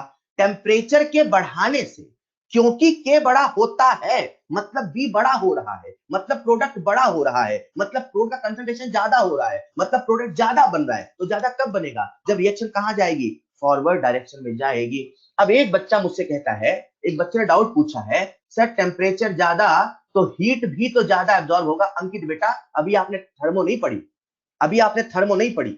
बहुत सारे बच्चों के मन में डाउट होता है और इसीलिए मैंने उस भाषा का इस्तेमाल नहीं किया। उनको लगता है टेम्परेचर ही हीट होता है। बेटा जिस दिन थर्मोडायनामिक्स पढ़ोगे उस दिन समझ जाओगे टेम्परेचर और हीट अलग अलग चीज होती है। हीट अलग चीज है, टेम्परेचर अलग चीज है। आप इसे हीट से मत सोचो, और जिस किताब में लिखा मिलता है वो भी गलत है। You can not relate heat with temperature, जैसे मैं कह रहा हूं वैसे सोचो। हेलो, मैं क्या कह रहा हूं वो सोचना, हीट से मत सोचो। आ जाता है, पर क्यों हम गलत सोच के आंसर निकाले जब सही सोचने से आता है? आखिर होता क्या है? टेम्परेचर के बढ़ने से, सुनो सुनो सुनो, टेम्परेचर के बढ़ने से के बढ़ जाता है। टेम्परेचर के बढ़ने से के बढ़ जाता है, और क्योंकि के बढ़ जाता है, इसका मतलब बी बढ़ रहा है, ए घट रहा है, इसका मतलब प्रोडक्ट ज्यादा बन रहा है, इसका मतलब रिएक्शन फॉरवर्ड शिफ्ट हो रही। पर एक बच्चा मुझसे कहता है, सर आपने कुछ देर पहले हमें कहा था, आपने कुछ देर पहले हमें कहा था कि ली चैटलियर प्रिंसिपल कहता है कि इक्विलिब्रियम पे अगर हम सीपीटी को चेंज करेंगे, अगर हम सीपीटी को चेंज करेंगे तो रिएक्शन उस चेंज को अपोज करेगा। अपोज करने के लिए या तो वो उसे रिड्यूस करेगा, सुनना ध्यान से, अपोज करने के लिए या तो वो उसे रिड्यूस करेगा या तो उसे काउंटरैक्ट करेगा। सर उस थ्योरी से कहां आया? चलो आपके मुझे टी वाले के वाले रिलेशन समझ में आ गया, पर वो जो ली चैटलियर प्रिंसिपल की थ्योरी थी उससे हम कैसे एक्सप्लेन करेंगे? ऐसे करेंगे, सुनना ध्यान से। ए से बना बी, ये जो रिएक्शन है बच्चों, ये एंडोथर्मिक रिएक्शन है, मतलब ए प्लस क्यू से बन रहा है बी। ठीक है, ये एंडोथर्मिक रिएक्शन है, मतलब ये हीट को एब्जॉर्ब करके आगे जाती है, ये हीट को एब्जॉर्ब करके आगे जाती है। सुन रहे हो क्या? ये हीट को एब्जॉर्ब करके आगे जाती है, राइट? यूं तो टेम्परेचर हमेशा हीट नहीं होता है, यूं तो टेम्परेचर के बढ़ने से हीट बढ़े कोई जरूरी नहीं होता है, कोई जरूरी नहीं होता है। टेम्परेचर जब आप बढ़ा रहे हो तो हम मान के चल रहे हैं आप उसे एनर्जी दे रहे हो, और ये मानते हुए कि यहां जो एनर्जी गई वो हीट के फॉर्म में गई, ये मानते हुए हम ये कह सकते हैं कि सर जब हमने टेम्परेचर बढ़ाया तो हमने वहां पे हीट दी, तो सर ऐसा भी तो कह सकते हैं हम उसे हीट दे रहे हैं, हम उसके इक्विलिब्रियम को डिस्टर्ब कर रहे हैं। हमने उसे हीट दिया तो जो हमने उसे हीट दिया उसे रिड्यूस करना चाहेगा, जो हमने उसे हीट दिया वो उसे रिड्यूस करना चाहेगा, और वो उसे रिड्यूस करने के लिए उस डायरेक्शन में शिफ्ट होगा जिधर जाने से उसकी वो एनर्जी कम होती है। एंडोथर्मिक रिएक्शन जब फॉरवर्ड डायरेक्शन में जाता है तो हीट को खाता है, ऐसा सोचो। एंडोथर्मिक रिएक्शन जब फॉरवर्ड डायरेक्शन में जाता है तो हीट को खाता है, ऐसा सोचो। मतलब ए प्लस क्यू से बी बना। तो जब हम टेम्परेचर बढ़ा रहे हैं, ऐसा अगर माना जाए कि टेम्परेचर के बढ़ाने से हीट बढ़ा है, जो कि हमेशा सच नहीं है, अगर ऐसा माना जाए कि टेम्परेचर के बढ़ाने से हीट बढ़ा है, तो हम कहेंगे सर हमने इधर हीट बढ़ा दिया, मतलब वो उसे रिड्यूस करना चाहेगा, तो रिड्यूस करने के लिए फॉरवर्ड जाएगा तभी तो कम होगा, जब वो कंज्यूम होगा तभी तो कम होगा। और सरल भाषा में, अरे और सरल भाषा में, हमने टेम्परेचर बढ़ाया, बच्चों सुनना, मान लो पल भर के लिए क्यू बढ़ाया, मान लो पल भर के लिए जो क्यू है वो कंसंट्रेशन है, मान लो हमने टेम्परेचर बढ़ाया, मतलब हीट को बढ़ाया, मतलब कंसंट्रेशन को बढ़ाया, वो उसे घटाना चाहेगा, घटाने के लिए आगे जाएगा, अच्छा हाँ फॉरवर्ड शिफ्ट हो जाएगा।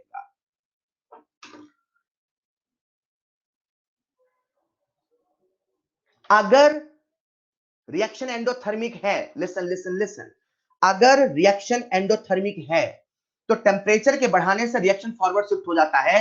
उसका लॉजिक के से ऐसे आता है, फील से ऐसे आता है, ली चैटलियर प्रिंसिपल से ऐसे आता है। सारी बातों की एक बात आपको तो याद रखना है, अगर एंडोथर्मिक रिएक्शन है तो टेम्परेचर के बढ़ाने से रिएक्शन फॉरवर्ड शिफ्ट हो जाता है, टेम्परेचर के बढ़ाने से रिएक्शन फॉरवर्ड शिफ्ट हो जाता है। सवाल आपसे पूछता है और पूछेगा, यार पी के बदलने से के नहीं बदलता, सी के बदलने से के नहीं बदलता, टी के बदलने से तो के बदलता है, तो बताओ आखिर के बदलता है तो फिर रिएक्शन कैसे शिफ्ट होता है? तो आप ऐसे समझाओगे। क्लियर? हेलो, अगर आपको समझ में आ गया तो मैं आपसे एक सवाल पूछ रहा हूं, पूछ लूं क्या? मैं आपसे एक सवाल पूछ रहा हूं, पूछ लूं क्या? मान लीजिए एक रिएक्शन है C is in equilibrium with D, और ये जो रिएक्शन है एक्सोथर्मिक है, इसका जो डेल्टा एच है वो निगेटिव है। अगर हमने टेम्परेचर को बढ़ाया, अगर हमने टेम्परेचर को बढ़ाया तो बताओ रिएक्शन किधर शिफ्ट होगी? हम टेम्परेचर को बढ़ा रहे हैं, रिएक्शन किधर शिफ्ट होगी? हम टेम्परेचर को बढ़ा रहे हैं, रिएक्शन किधर शिफ्ट होगी? हम बढ़ा रहे हैं, वो इक्विलिब्रियम पर है, सब कुछ थमा थमा सा है, हमने टेम्परेचर को बढ़ा दिया, कहां शिफ्ट होगी? Logic number one, logic number one सुनना, ये एक्सोथर्मिक रिएक्शन है ना सर, टेम्परेचर बढ़ाएंगे तो के घटेगा। लॉजिक नंबर वन, अरे सुनो ना, लॉजिक नंबर वन, टेम्परेचर को बढ़ाया, के को घटाया, इसका जो के होगा वो concentration of D by concentration of C होगा। सर के को घटाने के लिए डी को घटाना पड़ेगा, सी को बढ़ाना पड़ेगा, सी को बढ़ाने के लिए रिएक्शन को बैकवर्ड आना पड़ेगा। मतलब अगर एक्सोथर्मिक रिएक्शन है, हमने टेम्परेचर को बढ़ा दिया, तो we will say reaction shift in backward direction, we will say reaction shift in backward direction. Clear? Sir feel से चलो फील से कर लेते हैं। सर फील से कैसे करें? कहां लिखूं? इधर देखना जरा, यहां लिख देता हूं मैं। फील से कैसे करें? ऐसे करो, C is in equilibrium with D plus Q। Sir इधर क्यों क्यों लिखा? अरे एक्सोथर्मिक है ना। हाँ ठीक है साहब, अब हम टेम्परेचर को बढ़ा रहे हैं, मान लो Q को बढ़ा रहे हैं, मतलब प्रोडक्ट की कंसंट्रेशन को बढ़ा रहे हैं। अरे प्रोडक्ट को बढ़ाएंगे तो रिएक्शन किधर शिफ्ट होगा? बैकवर्ड। अच्छा, अगर एक्सोथर्मिक रिएक्शन है, अगर एक्सोथर्मिक रिएक्शन है तो टेम्परेचर को बढ़ाने से रिएक्शन बैकवर्ड शिफ्ट हो जाता है, रिएक्शन बैकवर्ड शिफ्ट हो जाता है। अरे आसान है ना यार। नंबर वन, कंसंट्रेशन बढ़ाएंगे तो घटाएगा, कंसंट्रेशन बढ़ाएंगे तो घटाएगा, प्रेशर बढ़ाएंगे तो कम मोल की तरफ शिफ्ट हो जाएगा, घटाएंगे घटाएंगे तो ज्यादा मोल की तरफ शिफ्ट हो जाएगा। एक बच्चा कह रहा है फील नहीं समझ में आया। सुनो सुनो सुनो हर्षित, सुनो ना, क्या ये रिएक्शन, जल्दी से, क्या ये रिएक्शन एक्सोथर्मिक है? बोलो हाँ या ना। क्या ये रिएक्शन एक्सोथर्मिक है? बोलो हाँ या ना।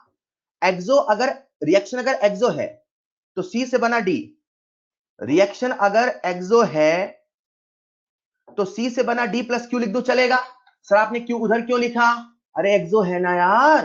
हाँ ठीक है, टेम्परेचर के बढ़ाने से क्यू बढ़ता है, सर आपने कहा टेम्परेचर क्यू एक नहीं होता। बिल्कुल सही, इसीलिए तो नहीं बता रहा हूं ये, पर फील के लिए बता रहा हूं, फील के लिए। क्या? टेम्परेचर के बढ़ाने से, ऐसा मान लो बोलू तो मानो ना आप, टेम्परेचर के बढ़ाने से मान लो क्यू बढ़ता है। अच्छा, क्यू बढ़ रहा है, इसका मतलब ये है क्यू बढ़ रहा है, इसका मतलब ये है, ऐसा सोचो कि प्रोडक्ट की कंसंट्रेशन बढ़ रही है। मान लो क्यू एक प्रोडक्ट है यार, टेम्परेचर के बढ़ाने से, ऐसा मानो क्यू बढ़ रहा है, ऐसा मानो प्रोडक्ट बढ़ रहा है, ऐसा मानो प्रोडक्ट कंसंट्रेशन बढ़ा दी। अरे जब प्रोडक्ट बढ़ाएंगे तो रिएक्शन कहां जाएगा? बैकवर्ड जाएगा ना घटाने के लिए। रिएक्शन कहां जाएगा? बैकवर्ड जाएगा घटाने के लिए, राइट? तो अभी आपने मुझे कहा कि इस प्रकार से हम समझ सकते हैं कि टेम्परेचर के शिफ्ट होने से, टेम्परेचर के बदलने से रिएक्शन कहां शिफ्ट होगा। सुनिएगा ध्यान से।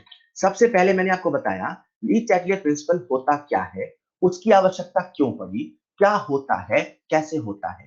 कंसंट्रेशन बढ़ाएंगे तो घटाएगा, प्रेशर बढ़ाएंगे तो घटाएगा। जो टेम्परेचर का आंसर है वो के लॉजिक से दिया जाता है। अगर एंडोथर्मिक रिएक्शन है तो टेम्परेचर के बढ़ाने से फॉरवर्ड डायरेक्शन, अगर एक्सोथर्मिक रिएक्शन है तो टेम्परेचर के बढ़ाने से बैकवर्ड डायरेक्शन। टेम्परेचर के बढ़ाने की बात हुई, घटाओगे तो उल्टा होगा। टेम्परेचर के बढ़ाने की बात हुई, घटाओगे तो उल्टा होगा, राइट? अब हुआ क्या, ये सारी बातें हो गई ली चैटलियर प्रिंसिपल की, change in pressure and all that. Next आता है इनर्ट गैस एडिशन। बच्चों मुझे आप सबका ध्यान चाहिए, कल मैंने आप सबको जब अल्फा का केस पढ़ाया था, बस हाँ या ना में जवाब देना है। कल मैंने आपको अल्फा का केस पढ़ाया था, उसमें आपको मैंने इनर्ट गैस का केस बताया था, क्या याद आया? जब हम इनर्ट गैस को ऐड करते हैं तो या तो कांस्टेंट प्रेशर पे ऐड करते हैं या तो कांस्टेंट वॉल्यूम पे ऐड करते हैं। जब हम कांस्टेंट प्रेशर पे ऐड करते हैं, कहने का मतलब होता है कि वॉल्यूम बढ़ गया। जब हम इनर्ट गैस को, जब हम इनर्ट गैस को कांस्टेंट प्रेशर पे ऐड करते हैं, मतलब वॉल्यूम बढ़ गया।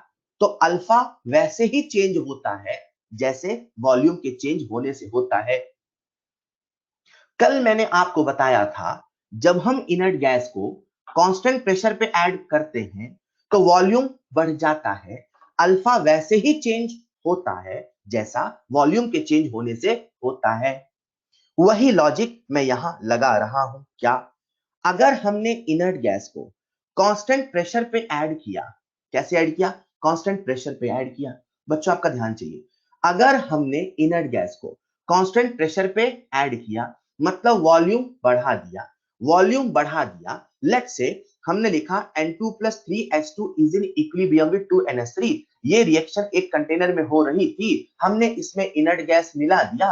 जब हमने इनर्ट गैस मिलाया, उसे कांस्टेंट प्रेशर में मिलाया, जिससे वॉल्यूम बढ़ गया, मतलब हमने इसका वॉल्यूम बढ़ाया।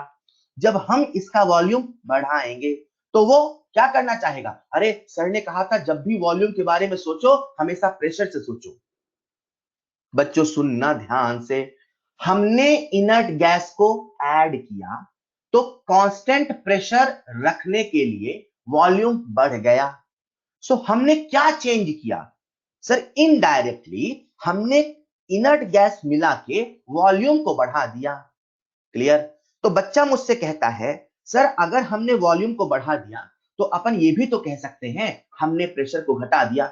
कुछ बच्चे मुझसे डाउट पूछते हैं सर अभी तो आपने कहा था कांस्टेंट प्रेशर पे ऐड किया, अब आप बोल रहे प्रेशर घटा दिया। बेटा कांस्टेंट प्रेशर पे ऐड किया उससे वॉल्यूम बढ़ गया, ऐसा सोचो, ऐसा सोचो कि प्रेशर घट गया। अच्छा ठीक ठीक, सोचने को बोल रहे हो आप, ऐसा घटा नहीं, ऐसा सोचो प्रेशर घट गया, क्योंकि वॉल्यूम को किससे रिलेट करने को मैंने बोला? प्रेशर से। ऐसा सोचो कि प्रेशर घट गया, ऐसा सोचो कि प्रेशर घट गया। तो जब प्रेशर घटेगा तो रिएक्शन क्या करना चाहेगा? सर प्रेशर हमने घटाया, ऐसा हम सोच रहे, सोचो प्रेशर घट गया मतलब हमने प्रेशर घटाया, तो रिएक्शन क्या करना चाहेगा? सर रिएक्शन बढ़ाना चाहेगा। बढ़ाने के लिए किधर शिफ्ट हो जाएगा? सर बढ़ाने के लिए उधर शिफ्ट होगा जिधर ज्यादा नंबर ऑफ मोल्स है, जिधर ज्यादा मोल्स है, जिधर ज्यादा मोल्स है। तो एक बच्चा मुझसे कहता है सर इतने काहे को सोचें, सीधे ना सोचें। मैंने कहा क्या ना सोचें? Sir alpha proportional to V की power delta NG upon NP होता है। मैंने कहा सही है। सर इस रिएक्शन के लिए अल्फा प्रोपोर्शनल टू वी की पावर सर 2 - 4 - 2 अपॉन 2, मतलब एनपी कितना है 2, डेल्टा एनजी कितना है -2। मतलब वो कहता है बच्चा मुझसे sir alpha proportional to V की पावर -1 है, मतलब alpha inversely proportional to V है। मैंने कहा तो क्या? सर जब हम वॉल्यूम बढ़ाएंगे तो अल्फा घटेगा। सर जब हम वॉल्यूम बढ़ाएंगे तो अल्फा घटेगा। सर अल्फा घटेगा मतलब रिएक्टेंट कम टूटेगा, रिएक्टेंट कम टूटेगा तो हम कह सकते हैं रिएक्शन बैकवर्ड शिफ्ट होगा। सर सीधे ना बोल दे। मैंने कहा ऐसे भी बोल सकते हो।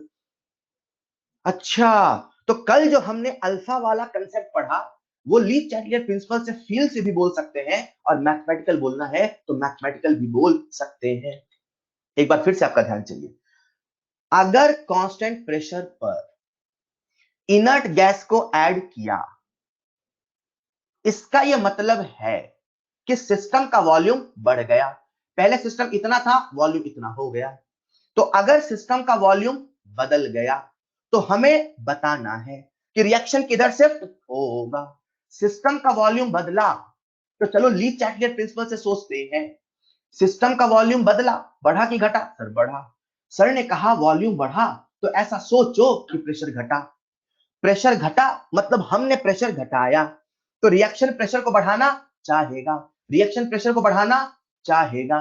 तो रिएक्शन प्रेशर को बढ़ाने के लिए किधर जाएगा? जिधर ज्यादा मोल है। ज्यादा मोल किधर है? पीछे है कि आगे है? पीछे, मतलब किधर शिफ्ट होगा? बैकवर्ड। चाहे ली चैटलियर प्रिंसिपल से सोचो चाहे फॉर्मूले से सोचो। फॉर्मूले से कैसे सोचे sir? Alpha proportional to V की power delta NG upon NP, delta NG -2/2 - 1, मतलब alpha is inversely proportional to V, मतलब हम वॉल्यूम को बढ़ा रहे हैं। सर हम वॉल्यूम कहां बढ़ा रहे हैं? हम तो इनर्ट गैस को ऐड कर रहे हैं। अरे इनर्ट गैस को कांस्टेंट प्रेशर पे ऐड करने का मतलब वॉल्यूम बढ़ाना ही तो है। सही बात है। तो जब हमने वॉल्यूम को बढ़ाया तो रिएक्शन किधर शिफ्ट होगा? सर वॉल्यूम को बढ़ाया, अल्फा घटेगा, अल्फा घटेगा मतलब डिग्री ऑफ डिसोसिएशन घटेगा, डिग्री ऑफ डिसोसिएशन घटेगा मतलब रिएक्टेंट कम टूटेगा, रिएक्टेंट कम टूटेगा मतलब प्रोडक्ट नहीं बनेगा, मतलब रिएक्शन बैकवर्ड शिफ्ट होगा। क्या बात है। अब एक केस और है। सर ये तो कांस्टेंट प्रेशर का हुआ। बच्चों याद करो जब मैंने कांस्टेंट वॉल्यूम पे ऐड किया था, जब कांस्टेंट वॉल्यूम पे ऐड किया था तो अल्फा में कोई चेंज नहीं था। याद आया? मैंने इसका पूरा मैथमेटिकल प्रूफ भी बताया था। जब हम इनर्ट गैस को कांस्टेंट वॉल्यूम पे ऐड करते हैं तो रिएक्टेंट का मोल नहीं बदलता, कंसंट्रेशन नहीं बदलता, प्रेशर नहीं बदलता, टोटल प्रेशर बदलता है पर पार्शियल प्रेशर नहीं बदलता, पार्शियल प्रेशर नहीं बदलता, ना मोल बदला, ना कंसंट्रेशन बदला, ना पार्शियल प्रेशर बदला, ना अल्फा बदला, ना रिएक्शन आगे जाएगा ना रिएक्शन पीछे आएगा। No effect on equilibrium, no effect on equilibrium. क्या बात है, बहुत बढ़िया। अभी सवाल कराऊंगा, ठीक है। अच्छा, कैटलिस्ट का तो मैंने आपको पहले ही बता दिया था कि जो कैटलिस्ट होता है वो इक्विलिब्रियम में कोई चेंज नहीं करता, बस वो इक्विलिब्रियम को अचीव करने में हेल्प करता है, जिसके बारे में डिटेल में हम पढ़ते हैं केमिकल काइनेटिक्स में। कैटलिस्ट का जो केस है बच्चों वो केमिकल काइनेटिक्स में आता है। अभी फिलहाल आपको याद रखना, वो सारा एक्टिवेशन एनर्जी वो सारी कहानी केमिकल काइनेटिक्स में आएगा।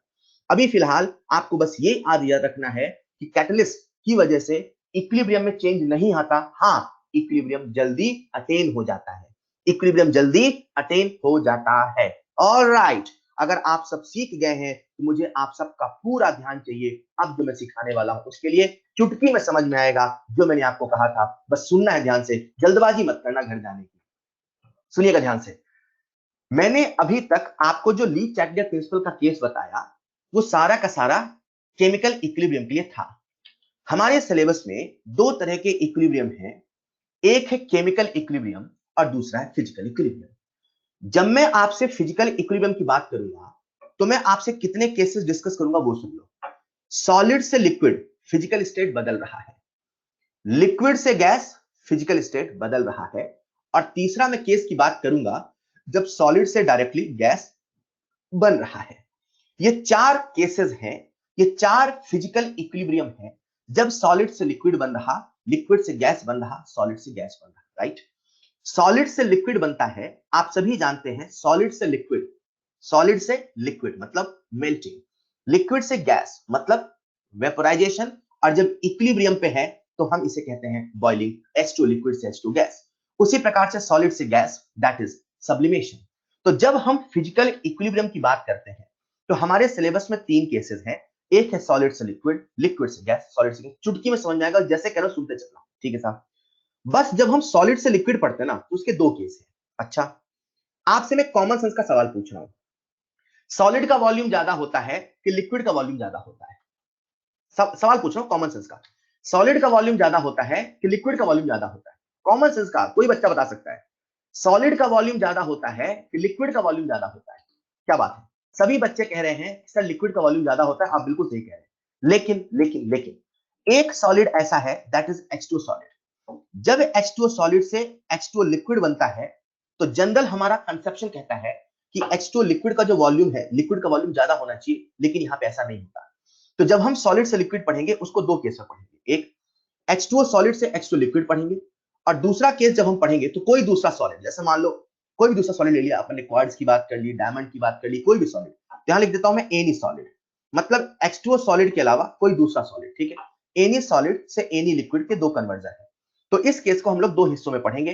तो अपने पास टोटल चार फिजिकल इक्विलिब्रियम के केस है। एक स्पेशल केस है H2O सॉलिड से H2 लिक्विड का, और एक एनी सॉलिड से एनी लिक्विड का। सर यहां पे हमें दो केस बनाने की आवश्यकता क्यों पड़ी? क्योंकि वाटर के केस में वॉल्यूम बढ़ता नहीं घटता है। जनरल परसेप्शन हमारा कहता है, जनरल परसेप्शन, कि जो लिक्विड का वॉल्यूम होता है वो सॉलिड के वॉल्यूम से ज्यादा होता है, और जो कि सच भी है। बस वाटर के केस में थोड़ा सा ये उल्टा होता है, राइट। तो हम लोग चार केस पढ़ रहे हैं, एक एक करके बात करते हैं। सबसे पहले अपन बात करते हैं, सबसे पहले बात करते हैं आइस वाटर सिस्टम, राइट। ध्यान से सुनिएगा, ये आइस है बोले तो सॉलिड, वाटर है बोले तो लिक्विड। जब मैं आपको फिजिकल इक्विलिब्रियम बता रहा हूं तो जैसा कि मैंने कहा, हम इक्विलिब्रियम पर इक्विलिब्रियम कंडीशंस को डिस्टर्ब करते हैं, और इक्विलिब्रियम कंडीशन का मतलब है CPT inert gas, right. CPT inert gas, क्योंकि हम यहां पर सॉलिड और लिक्विड की बात कर रहे हैं, तो मैं आपसे इनर्ट गैस की बात नहीं कर रहा हूं। और मैं जितने भी फिजिकल इक्विलिब्रियम की बात कर रहा हूं, जितने भी, मतलब चाहे सॉलिड से लिक्विड हो, लिक्विड से गैस हो, सॉलिड से गैस हो, इन सब में हम लोग कंसंट्रेशन को भी चेंज नहीं कर रहे हैं। मतलब जब मैं आपसे फिजिकल इक्विलिब्रियम का डिस्कशन कर रहा हूं तो मैं केवल प्रेशर और टेम्परेचर की ही बात कर रहा हूं। मतलब अगर कोई सिस्टम इक्विलिब्रियम पर है तो हम या तो उसका प्रेशर बदल रहे हैं या तो उसका टेम्परेचर बदल रहे हैं, और प्रेशर और टेम्परेचर से जो चेंज आ रहा है रिएक्शन के इक्विलिब्रियम में, उसे पढ़ रहे हैं। सबसे पहले ये समझो हम क्या पढ़ रहे हैं। हम लोग पढ़ रहे हैं फिजिकल इक्विलिब्रियम। फिजिकल इक्विलिब्रियम कितने केस पढ़ रहे हैं? टोटल चार केस पढ़ रहे हैं।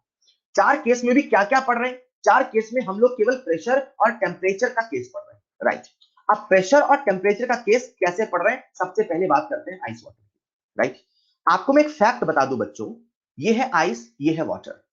H2O का 1 ग्राम का सॉलिड का 1 ग्राम का 1 ग्राम का जो वॉल्यूम होता है वो है 1.09 ml और लिक्विड का वॉल्यूम है 1.09 ml। मतलब आप देख सकते हैं लिक्विड का वॉल्यूम यहां बढ़ा नहीं, यहां घटा है, राइट। सवाल है जब हम प्रेशर को इंक्रीज करेंगे तो क्या होगा? जब हम प्रेशर को इंक्रीज करेंगे तो रिएक्शन फॉरवर्ड शिफ्ट होगी कि बैकवर्ड शिफ्ट होगी? अगर हम ली चैटलियर प्रिंसिपल की बात करें, किसकी बात करें? ली चैटलियर प्रिंसिपल की। तो ली चैटलियर प्रिंसिपल कहता है कि जब आप इक्विलिब्रियम पे इक्विलिब्रियम कंडीशंस को चेंज करते हो तो रिएक्शन उस चेंज को नलिफाई करने की कोशिश करता है, रिएक्शन उस चेंज को काटने की कोशिश करता है, और ऐसा करने के लिए वो उस इफेक्ट को या तो रिड्यूस करता है या तो काउंटर एक्ट करता है, राइट। जब हमने प्रेशर को बढ़ाया तो बच्चा यहां पे ऐसे रिलेट करता है क्या? सर हमने प्रेशर को बढ़ाया मतलब हमने वॉल्यूम को घटाया। बेटा आप ऐसा नहीं सोच सकते। सर क्यों नहीं सोच सकते? Pressure inversely proportional to volume होता है, ऐसा गैसेस के लिए होता है, ऐसा आइडियल गैस के लिए होता है, यहां सॉलिड और लिक्विड है, इसके लिए आप प्रेशर वॉल्यूम से रिलेट नहीं कर सकते। You can not think in this way. Don't forget कि जब आप कहते हो प्रेशर वॉल्यूम के इनवर्सली प्रोपोर्शनल होता है, ये ट्रू होता है, पर ये ट्रू होता है किसके लिए? ये ट्रू होता है केवल गैसेस के लिए। तो आप ये नहीं कह सकते हो हमने प्रेशर को बढ़ाया यानी कि वॉल्यूम को घटाया, नहीं, ऐसा नहीं कह सकते। सर तो फिर क्या सोचेंगे? ऐसे सोचो। कैसे? इमेजिन करो ये रिएक्शन हो रही थी, इसमें इक्विलिब्रियम आ गया और आपने इक्विलिब्रियम पर प्रेशर को बढ़ा दिया। रिएक्शन हो रही थी, इक्विलिब्रियम आ गया, आइस और वाटर के बीच में इक्विलिब्रियम है, वाटर से आइस बन रहा, आइस से वाटर बन रहा, दोनों के बीच में इक्विलिब्रियम है। आपने अचानक से प्रेशर को बढ़ा दिया। जैसे ही आपने प्रेशर को बढ़ाया, समझना, आप एक लिफ्ट के अंदर बंद हो, राइट। इमेजिन करो आप लिफ्ट के अंदर बंद हो, ये आप हो, आप लिफ्ट के अंदर बंद हो, मैंने प्रेशर को बढ़ाया। जब मैं प्रेशर को बढ़ा रहा हूं, थोड़ा फील करना, मतलब मैं लिफ्ट को क्या कर रहा हूं? दबा रहा हूं। जब मैं लिफ्ट को दबा रहा हूं, आप लिफ्ट के अंदर बैठे हो, तो जब मैं ऊपर से लिफ्ट को दबाऊंगा तो आप क्या करोगे? आप क्या करोगे? ऊपर से पूरी ताकत से लिफ्ट को कंप्रेस किया गया, किसी मशीन के माध्यम से लिफ्ट को कंप्रेस किया, आप लिफ्ट के अंदर हो, आप क्या करोगे? मैं आपका आंसर चाहता हूं, आप क्या करोगे? आप उससे लिफ्ट को धक्का देकर ऊपर करोगे? अपोज करोगे? खुद को अडॉप्ट करोगे। अगर लिफ्ट को दबाया गया, अगर आपको ऊपर से कंप्रेस किया गया, ऐसे खड़े नहीं रहोगे, अच्छा ठीक है लिफ्ट आ जा तू मुझे कंप्रेस कर, नहीं, आप बैठ जाओगे, फिर और सिकुड़ जाओगे। ऐसे करते करते करते जितना खुद को कंप्रेस कर सकते हो उतना कंप्रेस करोगे। हाँ, एक बच्चा कह रहा है सर रोटी बन जाएगी, नहीं इतना भी नहीं दबाया, हम बस कंप्रेस कर रहे हैं। तो जब कंप्रेस करेंगे तो आप खुद को क्या करोगे? अडॉप्ट करोगे। वो जो इफेक्ट हमने किया वो उस इफेक्ट को रिड्यूस करोगे, यस और नो? उस इफेक्ट को रिड्यूस करोगे, यस और नो? अरे बोलो ना। हाँ साहब, उस इफेक्ट को रिड्यूस करेंगे। तो इमेजिन करो हमने प्रेशर को बढ़ाया, जब प्रेशर को बढ़ा रहे हैं तो पानी के मॉलिक्यूल्स को अपन कंप्रेस कर रहे हैं, पानी के मॉलिक्यूल पास पास जा। जब पानी के मॉलिक्यूल को कंप्रेस करेंगे, दबा रहे हैं, प्रेशर को बढ़ा रहे हैं, तो वो क्या करना चाहेगा? सिकुड़ेगा। वो क्या करना चाहेगा? आपस में कॉन्ट्रैक्ट होगा। वो क्या करना चाहेगा? आपस में दबना चाहेगा। तो दबने के लिए वो किधर जाएगा? जिधर जाके वॉल्यूम कम हो रहा कि जिधर जाके वॉल्यूम बढ़ रहा। आप लिफ्ट में खड़े थे, आप लिफ्ट में खड़े थे और जब बैठ रहे हो तो आपस में कॉन्ट्रैक्ट हो रहे हो, राइट। ठीक उसी प्रकार से जब सॉलिड था तो वॉल्यूम ज्यादा था, वॉल्यूम ज्यादा था मतलब पानी के मॉलिक्यूल दूर दूर थे। जब सॉलिड था तो वॉल्यूम ज्यादा था, वॉल्यूम ज्यादा था मतलब पानी के मॉलिक्यूल दूर दूर थे। आपने प्रेशर को बढ़ाया, अब आपने प्रेशर को बढ़ाया, तो जैसे आप प्रेशर को बढ़ाओगे तो पानी के मॉलिक्यूल क्या करेंगे? खुद को ढालेंगे, उस इफेक्ट को रिड्यूस करेंगे, वो सिकुड़ेंगे, वो आपस में कॉन्ट्रैक्ट होंगे। तो कॉन्ट्रैक्ट जब होंगे तो वॉल्यूम घटेगा कि बढ़ेगा? आप मुझे बताओ। वॉल्यूम घटेगा कि बढ़ेगा? आप मुझे बताओ बच्चों। वॉल्यूम घटेगा कि बढ़ेगा? सर अगर हमने प्रेशर को बढ़ा दिया तो पानी के मॉलिक्यूल आपस में कॉन्ट्रैक्ट होंगे और कॉन्ट्रैक्ट होने के लिए वो उधर शिफ्ट हो जाएंगे जिधर जाके उनका वॉल्यूम घट रहा है, मतलब वो आगे शिफ्ट हो जाएंगे। मतलब अगर हमने प्रेशर को बढ़ाया, अगर हमने प्रेशर को बढ़ाया तो जो रिएक्शन है बच्चों वो फॉरवर्ड डायरेक्शन में शिफ्ट हो जाएगी। सर प्रेशर को बढ़ाने से रिएक्शन फॉरवर्ड डायरेक्शन में शिफ्ट हो गई, ऐसा क्यों हुआ? क्योंकि बेटा आगे जाके जो वॉल्यूम है वो घट रहा है। तो आपको याद रखना है H2O लिक्विड का जो वॉल्यूम होता है वो कम होता है, इसीलिए जब हम प्रेशर को बढ़ाते हैं तो वो खुद को कॉन्ट्रैक्ट कर लेता है और आगे चला जाता है। तो आपको याद ये रखना है कि जब हम प्रेशर को बढ़ाते हैं, जब हम प्रेशर को बढ़ाते हैं तो जो मेल्टिंग ऑफ आइस है वो ज्यादा होता है, right. Increasing pressure will favour the melting of ice into water. Pressure को बढ़ाने से मेल्टिंग ज्यादा होगा। आप ऐसे समझ सकते हैं with the help of Le चैके प्रिंसिपल, क्योंकि ली चैके प्रिंसिपल कहता है कि जब हम किसी भी चेंज को करेंगे इक्विलिब्रियम पर, तो रिएक्शन उसे या तो रिड्यूस करेगा या तो उसे काउंटरैक्ट करेगा। तो जैसे हमने प्रेशर को बढ़ाया, वो प्रेशर को रिड्यूस करने के लिए, उसे काउंटरैक्ट करने के लिए खुद को सिकोड़ लेता है, खुद को कॉन्ट्रैक्ट कर लेता है, तो रिएक्शन फॉरवर्ड शिफ्ट हो जाता है। ऑलराइट, मेरे ख्याल से टाइम हो चुका है और आप सबकी भी क्लास है अगली, है ना, वरना टॉपिक आज ही हो जाना चाहिए था। कोई नहीं, कल की क्लास में खत्म करेंगे, ठीक है। तो मैंने आपको होमवर्क तो दिया है, बट अभी मुझे 2-3 चीजें और बतानी है। चलो कल की क्लास जो भी जाएगी, नहीं एक्स्ट्रा क्लास नहीं, फिर मंडे को डिस्कशन करेंगे। कल आधा डिस्कशन कल होगा, आधा डिस्कशन मंडे को होगा फिर, ठीक है। ऑलराइट, अभी आप सबसे मेरा रिक्वेस्ट है, मैं आपको ये हैंडआउट दे दूंगा। आप सबसे रिक्वेस्ट है जितना पढ़ाया उतना रिवाइज जरूर करेंगे। आज के लिए इतना ही, that's all for today, thank you so much. जिनके पास लिंक है वो जा सकते हैं, अपना ब्रेक ले लें। जिनके पास लिंक नहीं है उनको मैं लिंक दूंगा, हैंडआउट में आपको लिंक में दे दूंगा। That's all for today, thank you so much, thank you so much, thank you Vijay बेटा। जिनके पास लिंक है वो जा सकते हैं।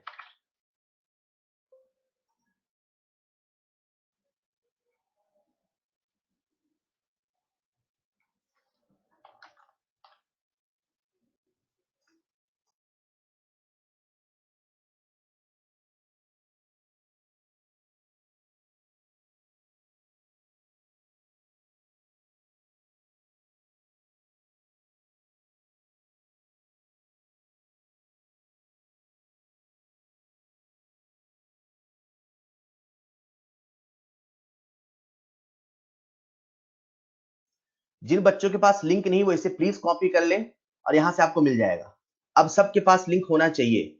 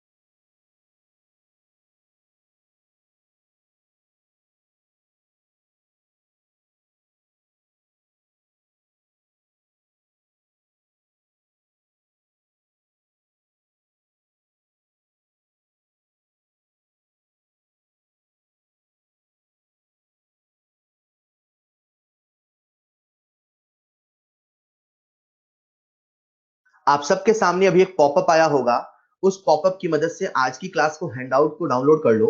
हर्षित बेटा और बाकी सभी को, that's all for today, thank you so much. आप सभी को हैंडआउट लिंक पे मिल जाएगा। अपना ब्रेक ले लें, थैंक यू सो मच। अभी एक पॉपअप भी आ गया होगा, पॉपअप की मदद से आज की क्लास के हैंडआउट को डाउनलोड कर लो। That's all for today, thank you so much.